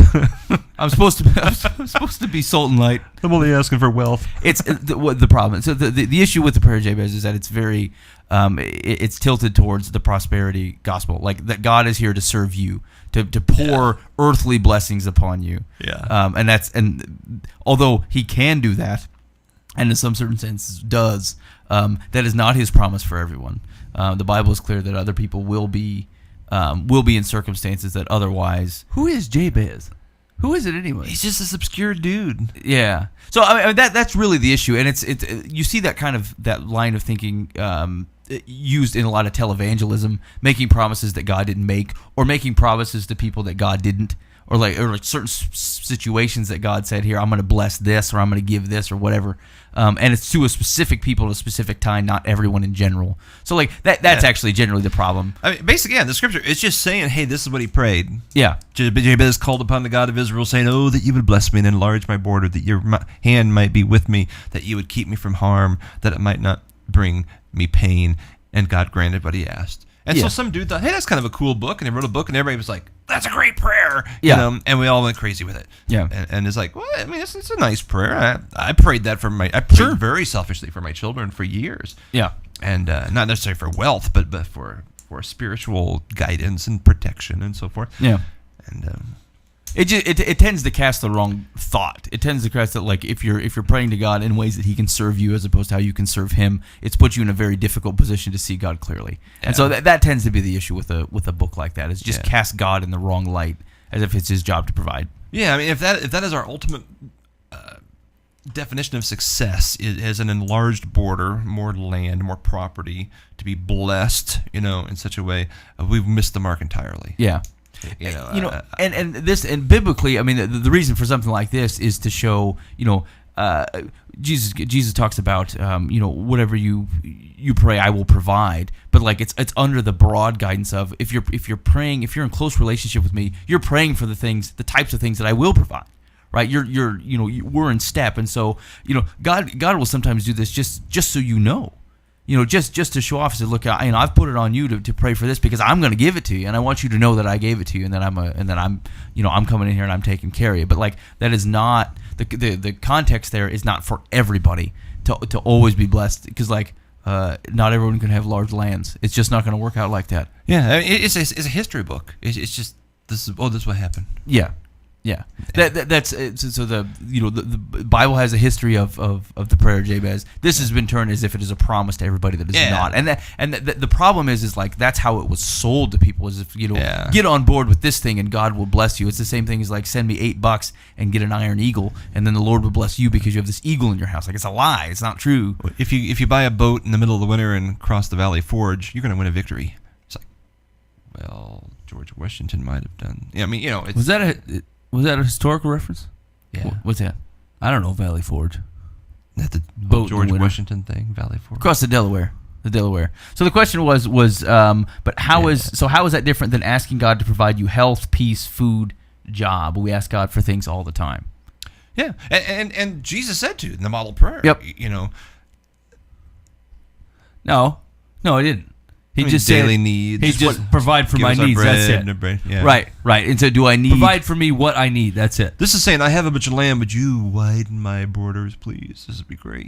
He's asking for financial success, which isn't bad to ask for. No, it's not bad to have financial success if God gives it to you. Yeah. That's all. And it's not bad to work for it. I mean, no, it's not bad. It's not at all. But I think it's.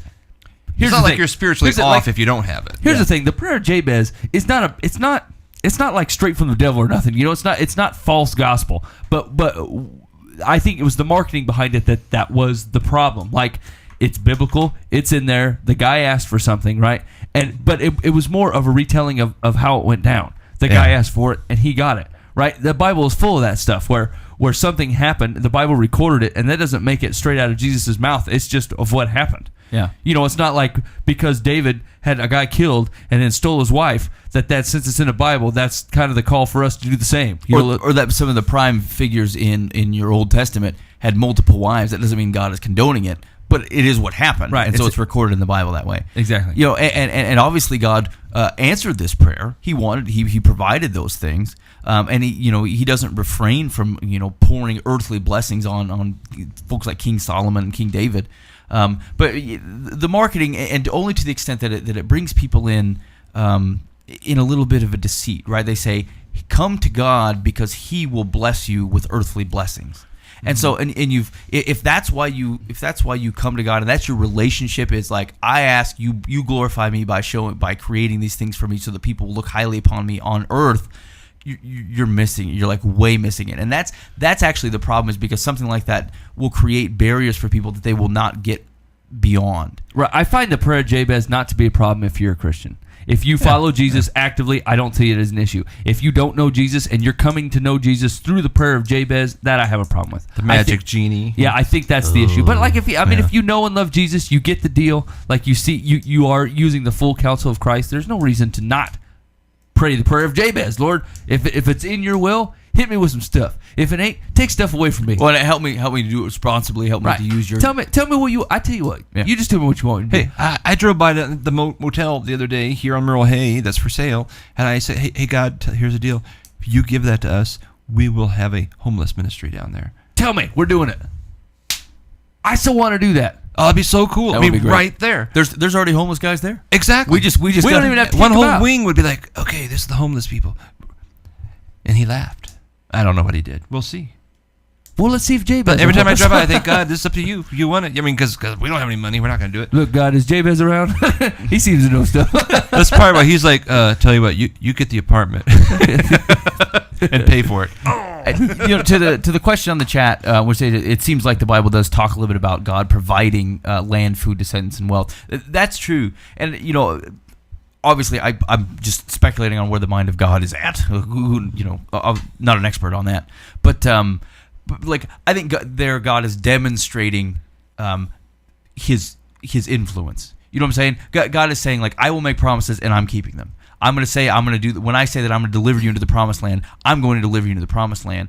I should be trusted, right? Because then again, he created a people, and he's willing to work in their lives so that he can demonstrate who he is, and so that when he fulfills a promise, you know that it was fulfilled. And God is working in that fashion. And the thing is like he can say, I'll give you eternal life in heaven.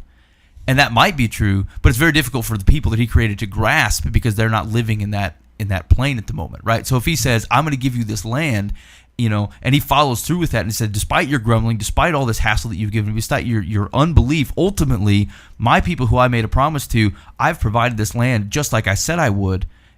I'm revealing myself to you so that you can see me, and I think those are just worldly ways to do that. That's how people will be able to recognize that God has moved or made promises and kept them, because the promises that are outside of worldly possessions or worldly stuff like that, they're not going to be able to grasp until it's probably too late or too far gone for it to be a proof that God is interacting with the world. Yeah. And we're just saying we don't. Our relationship with God shouldn't be based upon how we're doing financially and how we're doing with worldly things. They can come and go. The relationship is always strong on the spiritual side, and whether I'm have plenty or in want, whether I'm hungry or well fed, as Paul said, it's like whatever, I'm still content. Well, and the other thing that kind of casts that thing, coming into just about anything, to be honest with you, if you're a mature Christian, you can get something out of almost everything. Like you can pick up, anything in the Christian bookstore, and you're going to get something out of it, even if it's a good exercise in what you don't believe. Right? Exactly. Like I've read stuff, and I'm like, that's just totally not true. Like they're looking at that thing wrong. It reinforced something for me. It made me. Is that what you're going to call it? It just came to me in the middle of our conversation. That's not good. That is awesome. I love it. Can't we have a series on hell and call it "What the Hell"? What the hell? And it'll answer it. What is hell? Yeah, I think that goes back to an earlier conversation, but we're totally gonna have to. There's a preacher on the south side that's gonna love our billboard. It's gonna be fantastic. I think it's so cool. Sometimes I think things that are really bad are cool, though. I'm the wrong guy to run it by. I think it's great. Okay, chat. I'll put the thing on it. Here's the deal. We're gonna do a series on hell. Why is it there? Who made it? Who's there? What's it like? How do I avoid it? And what if we entitled the series "What the Hell"? Does that just sound like a swear word? Because we don't want to use it. We don't want to be disrespectful. It sounds like a swear. Does that sound like a dirty word? Oh man, we were quick to make blanket statements. Well, but it was true, right? I mean, I think that's maybe so, but like blanket statements about what? Jabez? Yeah. Oh, come off it now. It's not that big of a deal.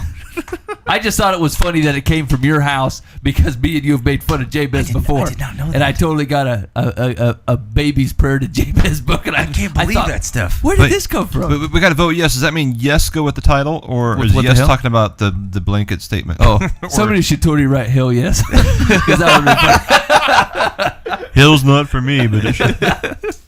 Okay, it's falling off the wagon. Sorry. okay. Yeah, I'm for it. I'm giving it the thumbs up. Yeah, it's in. Maybe don't clear it with the leadership team. Oh, they're a bunch of stodgy pencil pushers anyway. They're going to pray on it for 8 months and not come to an agreement. That's going to bring more people in, and then we're going to have to buy more donuts. You know what donuts cost? That's all I hear. I can just see the sign outside right now. You could What also the see hell? the protesters with This their own Sunday. signs. Would it be wrong if the Donut King had the phrase "Lord of all breakfast" as his slogan? Why? I don't know. What is this current one? Popper? I don't know. We're okay. We're the breakfast popper. I guess I was just thinking, is that too close? Because you're using King and Lord of all. And he's saying, Donut King, Lord of all breakfast. I think you have to make a small L, small case L. So as long as you do that, that's fine? Because, it's like the Lord of Wales. I'm the Lord of Donuts. Donut Land. I don't want to buy donuts from some kind of snooty guy. Yeah. Common Joe Donuts. Yeah. I'd buy donuts from that man. We should make donuts in here. All right. Hey, real quick, you're listening to Live from the Path. We're here every Monday night from 10 to midnight at liveFromThePath.org. That's going to go well on the sign. This is what happens when we don't have guests in here. I don't know why that just kind of came to me. We're sitting here talking about something completely different. Okay, I'm gonna tell you a story real quick. So me and the youth were out here on Saturday. Me and my wife and a good portion of the youth group. Oh no! And this is fantastic. This is terrible. we go out, and I'm talking to this kid, and me and Dan are outside looking at the yard, and we were talking. We had a bunch of landscaping work we're gonna do, and the kid goes, "Hey, can I mow the yard?" And I said, if you really want to. And he goes, let's be honest here. Whoever mowed the yard did a beep job. Swore. Now here's a pretty big one. It was a category 2 swear. Like, it wasn't the number one, but I mean it was up there. and it rolled off the tongue. It didn't sound awkward. And so I thought, well, that's weird. Like I know it's like. Here's the thing. I get sworn in front of all the time. Yeah. Right? But I'm not Dan, right? I'm just this is the weird part to me. Like I thought about this on the way home. Like I get sworn in front of, all the time. Like it's just part of my day, right? But that has got to be, Dan has to be sworn in front of at least a little less. Just a little less than me. Well, at least in a church function. They get out and about and people swear. And, yeah, you hear random swear words, but like I have 15 conversations today, every day, where it's F-bomb every other one, Yeah. Like, that's just part of my day, and so I don't notice it quite as much, Yeah. But I did notice it because I was looking at Dan while he was talking, and he goes, beep, because they did a beep job, and I looked at Dan, and I'm like... Here's the thing. We're at a church function. You're standing in front of the preacher. At the church office. It's Pastor Dan. We're here for a church youth group, and he drops a swear. And I said, what the hell? I said, I don't think that was necessary. Even if they did a bad job, let's leave the mower guy out of it. And he goes, let's be honest.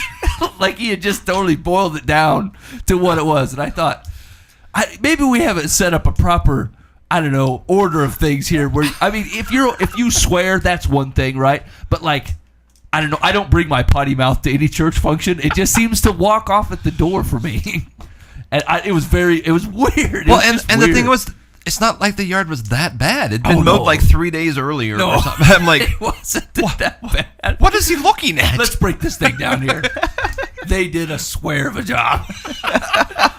I was totally blown away. I did not see that coming at all.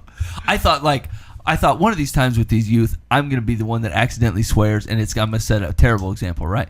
And I have. It hasn't happened yet, Lord willing, that it continues on some kind of streak, right? But then the kid drops it. I thought, what do I even say to this? It was funny. Anyway.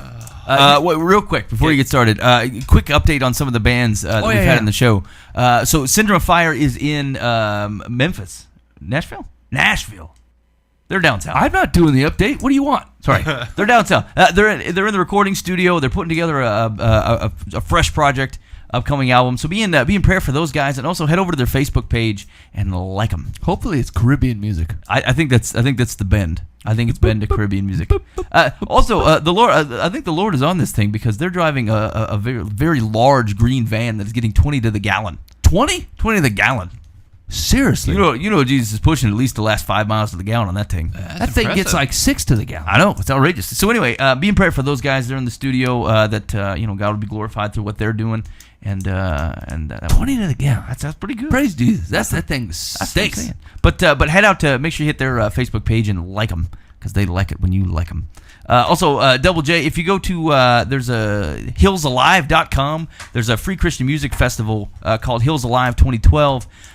Double J's hoping to get in on that thing, and so if you go to that website, you can vote for him on the talent search page. Where's Hills Alive at? Where's it at? It's in the Dakotas. Oh. You don't have to go. Just vote for the band. No, I get don't. them in. I don't think he wants to go to the Dakotas. That's all I'm saying. He says, please go vote for me here at the talent search page. Vote every day. Nobody lives there. That's the prayer of Jabez. He don't know what's best for him. He don't want to go to the Dakotas. He doesn't need the borders expanded that direction. Oh, hold on. Somebody was on the chat last week asking for more Double J. Yeah. I don't know what that was about. Hold on, where's this thing at? Cast your vote. Yeah, South Dakota, Rapid City, South Dakota, July 21st, 22nd. Hey, look, Toby Max there, Mercy Me, Big Daddy Weave, Todd Agnew. Todd Agnew's going to be at the Spirit Midwest Music Festival this year. That's a problem. Why? I always promised myself if I met Todd Agnew in person, I would Indian rug burn him. We'll invite him over. I thought I'd never run into him when I said that. It's going to happen. It's a big mistake. Also, Adam Cates, a good friend of the show. If you go to adamcates.org, you can find upcoming shows. He's going to be at the Green Grounds Cafe in West Des Moines on May 19th. So that's coming right up. Mark your calendars. Go check out Adam Cates. I'm gonna try to catch that one. There's 2 shows that I said I was going to go to, and I haven't made it to either one. So I'm going to try to hit this Green Grounds Cafe.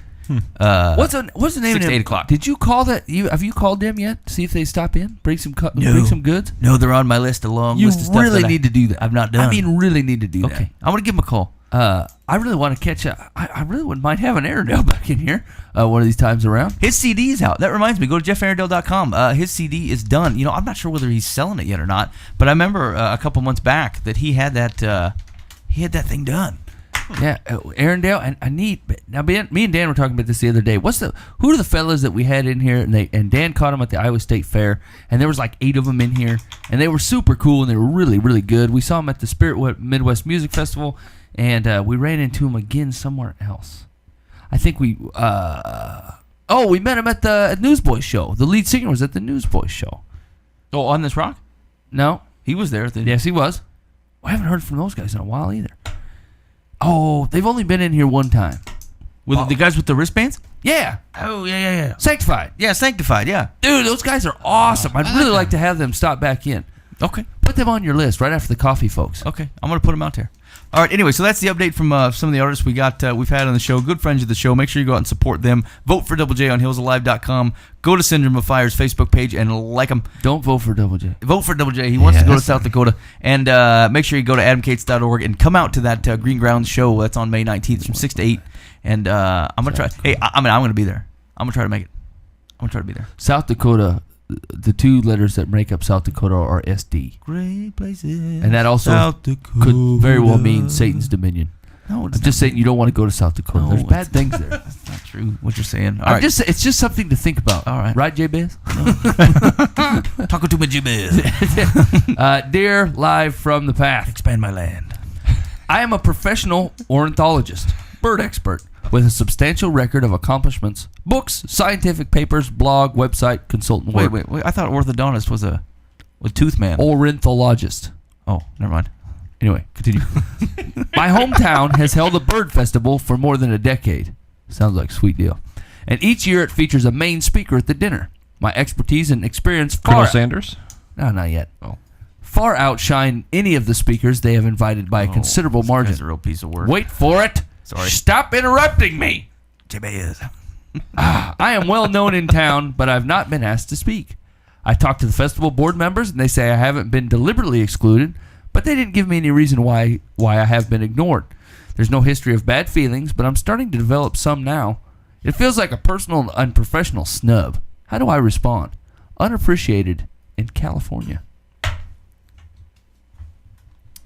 It's very, very easy. The Son of God himself in his hometown was like, that's Joseph's son. He's a carpenter. A prophet in his own town. How does that go? Is not honored, or I can't remember the words. But he's too close. He's just a neighbor guy. Everybody knows him. You gotta travel 75 miles to be an expert. My guess is, if I had to, if I had to really call it, he doesn't keep up on his landscaping. And so if people were to get there, that's to attract the birds. They would see him up on the stage, and they would never take him seriously. They would just think, why don't you mow your grass, Birdman? That's it. See, people are thinking of him as a neighbor, as opposed to there's an expert on birds. Or maybe he sounds like a pompous doofus. Maybe he's not the bird expert he says he is. He didn't sign it pompous doofus. He signed it unappreciated. Like he's a man. Yeah, who's that's not- a guy that thinks highly of himself because other people should be appreciating me. But they're not. Right? The only reason I think people should appreciate me is because I think very highly of myself. He's He's a read the pompous Bible, doofus. though. He'd know it even happened to Jesus. You just don't expect it. Only in his hometown, among his relatives in his own house, is a prophet without honor. There you go. Actually, Or a bird expert. Secular says, you're not alone with this dilemma. To paraphrase a verse from the Bible, which also sounds like Rodney Dangerfield, a prophet is without honor in his own hometown. Because the festival board members have been made aware that you are qualified and would like to be a speaker, it's time to step back. Make other plans for when the festival is held. What? It's possible in your absence may make their hearts grow fonder. However, if it doesn't, at least you won't be sitting at home and brooding. No, he's full of himself. He's difficult to deal with. Okay, this is also a power play, right? Well, I'm not even going to go then. I'm not going to go to your festival. I'm going to go somewhere else. Like, that's going to help, right? Like, if you got snubbed at something and instead you went to, like, the Olive Garden for the night, you tell me you're not going to be eating your breadstick thinking, man, stupid aviary stiff. I think the proper response is you go to this thing and you ask questions that the presenters can't understand. There you go. Embarrass Showing your other people. expertise. Yeah. And everybody will think, well, we should have had That's not what they'll think. They'll think, that got to be quiet. There's nothing worse than an upstager. That's what I'm... See, this guy's across the board pompous. Yeah. He can't be dealt with. Yeah. Hey, I belong here. He has a life perspective problem, right? Like, no one appreciates me. No one's understanding me. I'm great. How come no one else is picking up on it? Yeah. Like, if you're going to put on a bird festival, a legitimate bird festival, and you want people to check it out, you're going to get, like, real experts there. Like, you're not going to choose somebody less as a personal vendetta. Who's the neon sign of the bird world? You know what I'm saying? Like, who's like, dude, if we could only get Audubon in here, people will come from miles around. Yeah. No one cares about birds. The problem is a bunch of nerds anyway. And sometimes it's just more special to bring. I don't think it's a big deal. I mean, it is to him, but he just needs to understand that is just the nature of people. No, but when we lived in Atlantic, there was one of the guy who was like in D.C. on a big, huge, monster high position, and so he was like the big guy. And he hardly ever got asked to do anything because everybody's like, well, we don't want to ask him. He got asked to do everything, which meant he really never was asked to do anything because everybody thought he was over-asked, because, well, he's the big wig. That's why no ladies ever asked me out in high school. They just assumed I was kind of dating a hot intimidating. woman. Yeah. That's what happens. Look at the guy. People just get caught up in that stuff. They just assume, yeah. That's wild. That's wild how people treat me. Dear Life from the Past. That bird guy ain't getting in here. He ain't coming on this show. They used to assume I was a great basketball player. Oh, he's got some height. He's going to be good. I'm like, oh, you'll find out just how bad I am. It was bad. Okay, go ahead. Sorry, Mike. I needed some advice, too. Thanks for that trip down memory lane, Dan. I'm really hurting here, all right? No one asked me to do the basketball clinics. He's got some height, though, yeah. He knows everything. He's got ball handling skills of a giant. Yeah, exactly. When my husband and I have a private argument, he shares our problems with our 11-year-old daughter when I'm not around. Ooh. Later, she will tell me she sides with him about our argument. Of course. I feel like my husband should not involve our daughter in our disagreements. It makes me feel betrayed. How should I deal with this issue? Tell him to knock it off. Yeah, have an adult conversation. I'm pretty sure. I'm assuming she's tried that. Maybe she should tell the daughter. You should tell don't you think it's kind of immature for your dad to talk to you? Would you want your husband acting that way? What kind of a loser does that to his daughter? Here's the deal. Don't respect your father. That's basically what you're saying. That you're trying to undermine each other. Yeah, he's trying to undermine the relationship with the daughter. When he's trying to play favorites there. You need to like me better. That's pathetic. It is pathetic. It is pathetic. He's got his life priorities screwed way up. Like he's got not to even take it out of biblical perspective. Whatever. Like your priority, it has to be your spouse first, then your kids. Otherwise, your kids notice. You know what I'm saying? Your kids know if you're not loving your spouse and if you're not taking care of your spouse. And so, like your problems are never their problems. They should assume that you are the cleavers as far as they can tell. They think everything has been decided upon, talked about, and I even present that to my kids. Like, your mother and I have talked about this, and we're not going to put up with this behavior. You know what I'm saying? I never say, I'm not going to, or she's not going to, or, whatever. I say, here's what your mom and I think. And then after I've said it, I said, that's what we think, right? Yeah, that's cool. I like, were you on board with what I said? Well, kind of. Well, I'm glad we kind of talked about it. But, like, I always present it as a front. Even if it's a wrong front, we're a front. You know what I'm saying? There's no as far as the kids know, we don't disagree about nothing. We're one solid unit. And really, if you want kids to respect the authority of either one of those parents in their home, you have to do it that way. Because as soon as they know they can slide the shim in, they'll just keep shimming and shimming and absolutely. shimming until they're under the door. So how do kids, without an example of parents working through difficulty as an example to them, how do they learn to act in those situations? Like don't you to a certain extent deprive them on how to handle things correctly if they never see you guys have an argument, or not necessarily an argument, but like have something where you're disagreement? No, because you can disagree with other people, and you can disagree with the kids. You can walk through that thing as a living example that you don't have to fight with your wife to show them how to argue. Like you can talk things out when the situations arise with them. You can talk things out with your neighbor, with your family member. You and your wife aren't the only people who have disagreements. Do you reason with your child the same, and settle disagreements with your child the same way that you settle disagreements with your wife? Definitely not. So, but I'm not teaching them how to be my wife. I'm teaching them how to interact with people. But ultimately, aren't you teaching them how to be a wife? Yeah. Yeah, Mike. Well, it depends on if it's a boy or a girl, I guess. Yeah. I mean, you are, because your children will grow up and look for someone like you. Your daughters will want to. That's fantastic. Then they can present a united front to their kids. That's a genius. Yeah. Well, but they don't know how that you're still talking relationship between parents and kids, not husband and wife. So like, where do people learn how to settle disagreements between their spouse? Well, here's what I would say. I would say that doesn't happen at 11. Maybe that conversation can come up. I mean, tell me, like, it's a little different for our family, but right, like, at what age did you see? Probably for Dan's too. Now that I think about it, but right, what age are people who like grew up in a household where the mom and the dad were there the whole time? You know, at what age do you see the puppet strings behind the marriage, right? Like up to a certain age, you don't ever see it. You just see mom and dad, you know. But like, you know, you go to college or you come back from college, and then you kind of get the puppet strings. Mom's a little more honest about what dad's kind of a jerk about. You know what I'm saying? Like, and I don't know, good or bad. I guess that's generally the way I see it. And so, I suppose when your kids are approaching that age where they need that type of discussion, maybe you have that discussion with them. But I mean, it's certainly not when they're 11.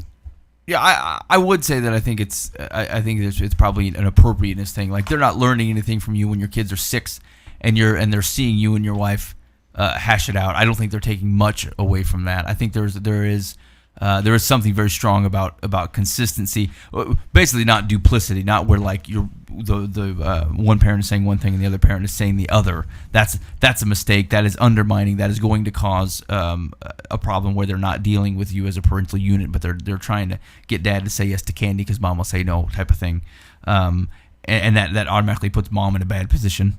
But I would say that as they get older, like unless you're being unhealthy about how you resolve conflict with your spouse, there isn't any reason to not be able to have that example for them to see you resolve conflict in a healthy way. Yeah, but I don't think that. I guess maybe I was more thinking that like when the conflict concerns them, I present a united front to my wife or to my kids about the way they live between me and her. Okay. You know what I'm saying? Like on social issues or whether we should go to the Arby's or not, we can certainly handle that argument in front of the children. But like when it comes to them specifically, you know, we don't part ways. Yeah. We should get a pinball machine in here. What are your thoughts? Okay. That's it. Go ahead. Continue with the We got conversation. plenty of room. Just randomly thinking about stuff. Maybe. You know, the challenge with that is like Cheryl and I, we grew up in very different settings when it comes to discipline and really how you interact with the kids. I had a very open and free. I had very few boundaries, mostly because I didn't need them. But even if I did, I don't. Well, my parents were that's just where they were. It was just like, whatever. I'd sneak out whenever I wanted. I mean, it just wasn't a big deal. Never got in trouble or anything. Didn't do anything too crazy.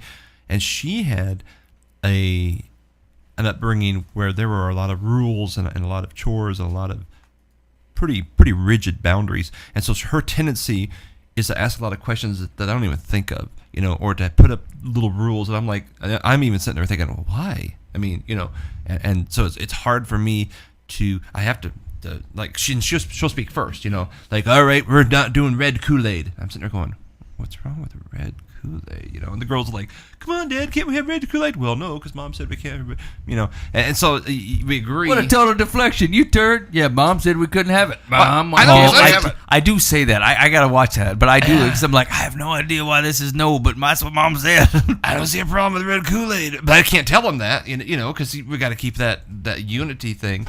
And sometimes I honestly, and then later it's just, you don't support me. It's like, I don't agree with you. I don't get it. Because the problem there is they're going to push you into being something that generally you don't want to be. Is if they say, you know, if I say no red Kool-Aid, they say, well, why? And I want to give my kids a real answer. I'm like, I have no idea. I have no idea. Then I have to say things like, because I said so. I'm like, doggone it, I don't want to say that. Because it's in the Bible. Well, you know, not really. I don't know why. So that's kind of tough. So that's one of the challenges, I think, of parenthood, because you're both coming from different cultures, creating your own new culture, and you know, and I don't even know how to have that conversation ahead of time. You know, with your spouse saying, "Hey, how are we gonna if the child wants Kool-Aid, what are we gonna do? How are we gonna treat this?" I mean, you know, stuff just comes up. You hit it with your knee. Oh. Sorry. I wish I had an iPad. I could have sent him a message. Hey, you. So here's the secular advice. You married a man who appears to be manipulative and not above using your daughter to get to you. I agree he shouldn't discuss your disagreements with her, not because of its betrayal, but because it's unfair and that she's being put in the middle. Because there are problems the two of you can't resolve, they should be talked out with a licensed marriage counselor, not a child. If your husband refuses to go, you definitely should go without him. Well, that's fierce. That's pretty serious. Can't you just say, hey, have a conversation? Stop it. Yeah. Seems all right to me. Okay, one more. Ready? Okay. Dear Life from the Pat. We love our son-in-law, Chip, but not his family. Family get-togethers are very strained because they drink. A lot. Oh, my. Chip's brother has given beer to his 3-year-old, and no one says anything. I find it appalling and a form of child abuse. Chip's brother is a know-it-all, sarcastic, and rude. I am worried about my grandson spending any time with him. My daughter has also made her concerns known to Chip, but nothing changes. Should I stay out of this? Teetotaling grandma. Should grandma stay out of that thing? How often do they get together? I think that's has a lot to do with it. If it's once a year, you just tell your kids ahead of time, okay, you know, they're little. Well, it's grandma, it's not kids. It's grandma. That'd be hard. It's just the family. It's the in-law family. And they're drinking? A lot. And give it to their 3-year-old. They give it to the kid. I'm assuming it was like a sip. I'm assuming the kid took a sip. Yeah. And they didn't make a big deal out of it. And grandma saw it and hoping a big whooping was going to ensue, and it didn't. And the guy's like, hey, man, stay out of my beer. You know, I'm assuming that's how it went down. But, you know, I can't imagine he took a can and said, here, Derek, go take this downstairs and watch Elmo. Yeah, because that you should be put in prison. Huh. That's weird. I mean, we in our family, it's just not. We just don't do alcohol. We don't really talk about it, other than something, you know. If we do talk about moderation and stuff, but it's just not ever been an issue. I'll remember the first time we were out with Grandma and Grandpa, and it was a birthday, and I don't know, one of them got like a glass of wine, and Shanna's eyes got so big, she was like, "They're drinking." And it's like, well, it's just a glass of wine. It's okay. You know, booze at the table. She couldn't believe it. It was like, I cannot believe Grandma, Grandpa, whoever is drinking. You know, and so that's the setting we come from. I can't imagine being in a setting when the in-laws are just having a wild party. Yeah. And how often that is. Is it once a week, once a month? I don't know. That'd be a toughie. It'd be a great education for your children, but as the grandparent, you almost got to stay out of it. I mean, it's not your business. It's kind of your business, but I would hope that if it was my mom or dad, that they would look at me and stay out of it. Yeah. That they would just stay out of it. I'd probably have a conversation and then back off. Yeah, I know where my kid is. You know what I'm saying? Like, I would hope that I set enough of a standard as a parent that they know me well enough to just stay out of it. Yeah. But I don't know if I was that grandparent, if I could stay out of it. Like I say, you know, I saw this go down. What's the deal? Because I don't know. Like it's really hard being a grandparent to a certain extent because you can spoil them and send them home, and that's fun. Yeah. But when you see things not going right, you have to stay out. I would use it as a teaching moment when we had our alone time. Hey, when we go to Johnny's, Chip's house, and they're really drinking, boy, be careful. The Bible says, not to overdo it. And I would not be afraid to do that. I would hope my children's grandparents would, if it was in a scriptural, like an opinion thing, right. Like we don't really like those low rider jeans, I don't know, whatever it is. I would make that a teachable moment to be able to pass on some Jesus to my grandkids for sure. But then I'd stay out of it. I mean, I wouldn't like make it every time we got together. Okay, we're going to have Bible lesson time. Remember the in-laws? They're bad. I wouldn't do that. Try to do division. So you'd have to do it carefully. You'd have to maneuver that pretty carefully.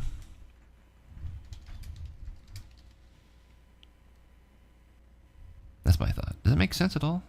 I don't know. I'm trying to decide. Yeah. I'm trying to decide how much of it is the grandparents' business. And frankly, like, you can't change Chip's family. Chip's family is what it is. And you can't separate them completely away from Chip's family because they're his. Flawed or unflawed, that's them. You can keep your kid out of certain situations. Like, I bet it just really is that to be held in esteem though? Like, but they're family.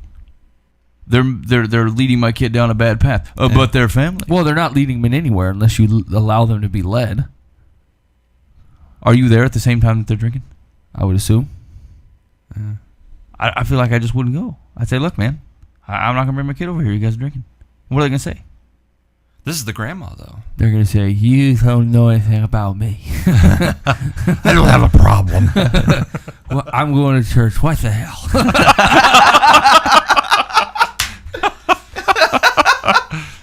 See, I think here's what I see, and this is why I'm kind of carefully parsing this in my mind. Is if it were my parents saying it, I'd be a little like, head off, because they weren't really Christ followers. They were religious, which is different. If they were Christ following parents, I would welcome their input. When I'm a grandparent, I will be a Christ following grandparent. And I'm not going to take over parenting for my child, but I will certainly enhance. So not only will hopefully mom be saying, and dad, hey, there's boundaries here. This is the enhancer calling. The 3-year-old probably has no idea. You know what I'm saying? It's them. It's the 3-year-old and the other 3-year-old playing downstairs in the basement while other people are drinking. They probably don't have any idea. Yeah, my kids have no idea when people are drinking alcohol. Yeah. No idea. But we fire weapons and stuff all the time at the house. The kids don't know. Yeah. What? Augustus. Let's kill the fox with a fork. Age appropriate, Oh no, silly. I don't remember how to talk to a 3-year-old. It's been a while, but I'll know again when I have a granddaughter. I think the chat was right. He said if the kid is in a truly dangerous situation, then the grandma should say something. If it's just preference, she should stay out. I think that's probably that's fair. Yeah. And the careful distinction here is like what is actually dangerous, like what is actually going to negatively impact the kid. Because you could say that situation is dangerous. It's going to lead them to a life of heavy drinking and sloven living. Who could say that? Prostitution. That's ridiculous. But people do. That's ridiculous. Like 40% of Catholics, you can have sex out of marriage. I think I agree 60% with the chat. Like Jesus is a sinner. If it truly is like a physical dangerous situation, that's the worry. But like if drinking is their big sin, like that means that kid can't go around anybody who displays a prominent sin. You know what I'm saying? Like maybe drinking's their sin and that one's the one that stands out. What if grandpa number 2 is a prominent liar, or grandpa number 3 don't believe in Jesus at all? These are all sins that now they can't go over there either, they have to have relationships with people. But does he lie to the excess? Is there a non-excessive lying? I lie within constraint. You're right. Lying is not a blessing of Jesus that we've abused. Definitely not. Okay, I'm with you. I'm not with you. We parted ways. What was the secular advice? I don't know. I gave up on it after you were babbling. Just a second. I didn't say anything. You were. Yeah, you were gonna. Dear Grandma, much as you might wish to, neither you nor your daughter is going to change the behavior of a belligerent drunk, which Chip's brother appears to be. Boy, That's fierce. Yeah, here's what I'm amazed at, right? Secular seems to know these people way better than we know them. I just take the letter that's been written, and I assume a couple things, but, like, she really knows them. She has the ability. Because alcohol impairs his judgment to the extent that he's giving liquor to his 3-year-old and the child's mother allows it, someone should contact Child Protective Services and ask what can be done. That'll ruin a life. I recommend that you do it soon because giving alcohol to a minor is not only against the law, but could make the child sick or create a dependency. As your grandson, the boy should never be around his aunt and uncle unless there is strict supervision. I mean, you realize what's in alcohol, right? I mean, like, seriously, that alcohol is not going to hurt the kid. It's just not. You could give a kid like 3 ounces of booze a day, and it's not going to do anything to him. It's just fermented. It might make him a little fun to be around, you know? Something. Might make nap time a little easier. All right. Hey, you're listening to Live from the Path. Thanks for hanging out with us this Monday evening. I really appreciate it. Hanging out. We had a very long conversation. Our initial topic went a solid hour and a half, so I thank you for hanging in there for the discussion. I hope it was helpful for you. I think it was fruitful for us to kind of walk through that discussion and from where other people are at, and what is with the exclusivity of Christ? How can we say that? How can we really purport to say that other people are going to hell if they don't believe what we believe? Chat's calling you a liar. What do I mean? And a dork. No, it's not going to hurt their liver. No. It's just booze. It's just fermented liquid. It's just booze. Like a little booze. I have done funerals of alcoholics who pickled their liver. At more than in their 30s. It's more than 3 ounces a day. It was 40s. Man, everybody's got a grandpa who drinks. Apparently. Dang it. Yeah. Was bang. I don't know that. I'm gonna have to see this. any. I'm gonna have to see the stats on this kid that's gonna ruin their liver at 3 ounces of booze a day. What if it was wine? Does that help? I mean, maybe he's not drinking cheap beer. He's not drinking the full calories. he lives the high life. Your baby looks like he has a beer gut, beer belly. All babies look like that. Alcohol poisoning from licking their hands. All right, We use NyQuil. You're gonna have to send that over. After using hand sanitizer. Okay, after eating hand sanitizer, that seems like a little bit different, does it But not? that's pure alcohol. Hand sanitizer is like 98% alcohol. Not like beer. Beer is not 98% alcohol. Yeah, okay. Yeah, hold on. Here we go. Snopes. Booze Ooze. Just wanted to send you a quick email and warn you about using hand sanitizer with your young kids. We've been using that Sydney in place of hand washing for convenience sake. Today she told me she was going up to her room to get a toy while I was downstairs feeding Griffin after taking a long shower, blah, blah, blah. 10 minutes, ingested some of the hand sanitizer, blah, blah, blah, blah, blah. Okay, origins. Mother of two and ingested some hand sanitizer. While the stories as related in email accounts fortunately did not result in death or serious injuries, they're cautionary tales worth heeding because they present a scenario that all too easily can be repeated. However, although such poisonings are possible, they're still quite rare due to the relatively large amount of bad-tasting sanitizer that a toddler would have to ingest to experience such harmful results. All right. So I will concede that it can happen. I don't know. That seems like a lot. 62% alcohol in that sanitizer. Blood alcohol was 0.10. That's quite a bit. That kid's over the limit. Over the legal limit. No driving for him. Had ingested stuff. It doesn't say how much she had. That's 3 squirts. Anyway. All right. You're listening to Live from the Path. We will catch this. Sorry, I don't have any tunes. We lost some of our... we lost our other computer while we were talking. So we were just going to rudely cut off the show with no buffer music or anything. Next week... what was the date next week? We got some folks... Ryan Buck's going to be in at the end of the month. He's going to be coming in, sharing some tunes with us. You can go to RyanPaulBuckMusic.com and check out information about him. And we will see you next week. Thank you for listening to Live from the Path.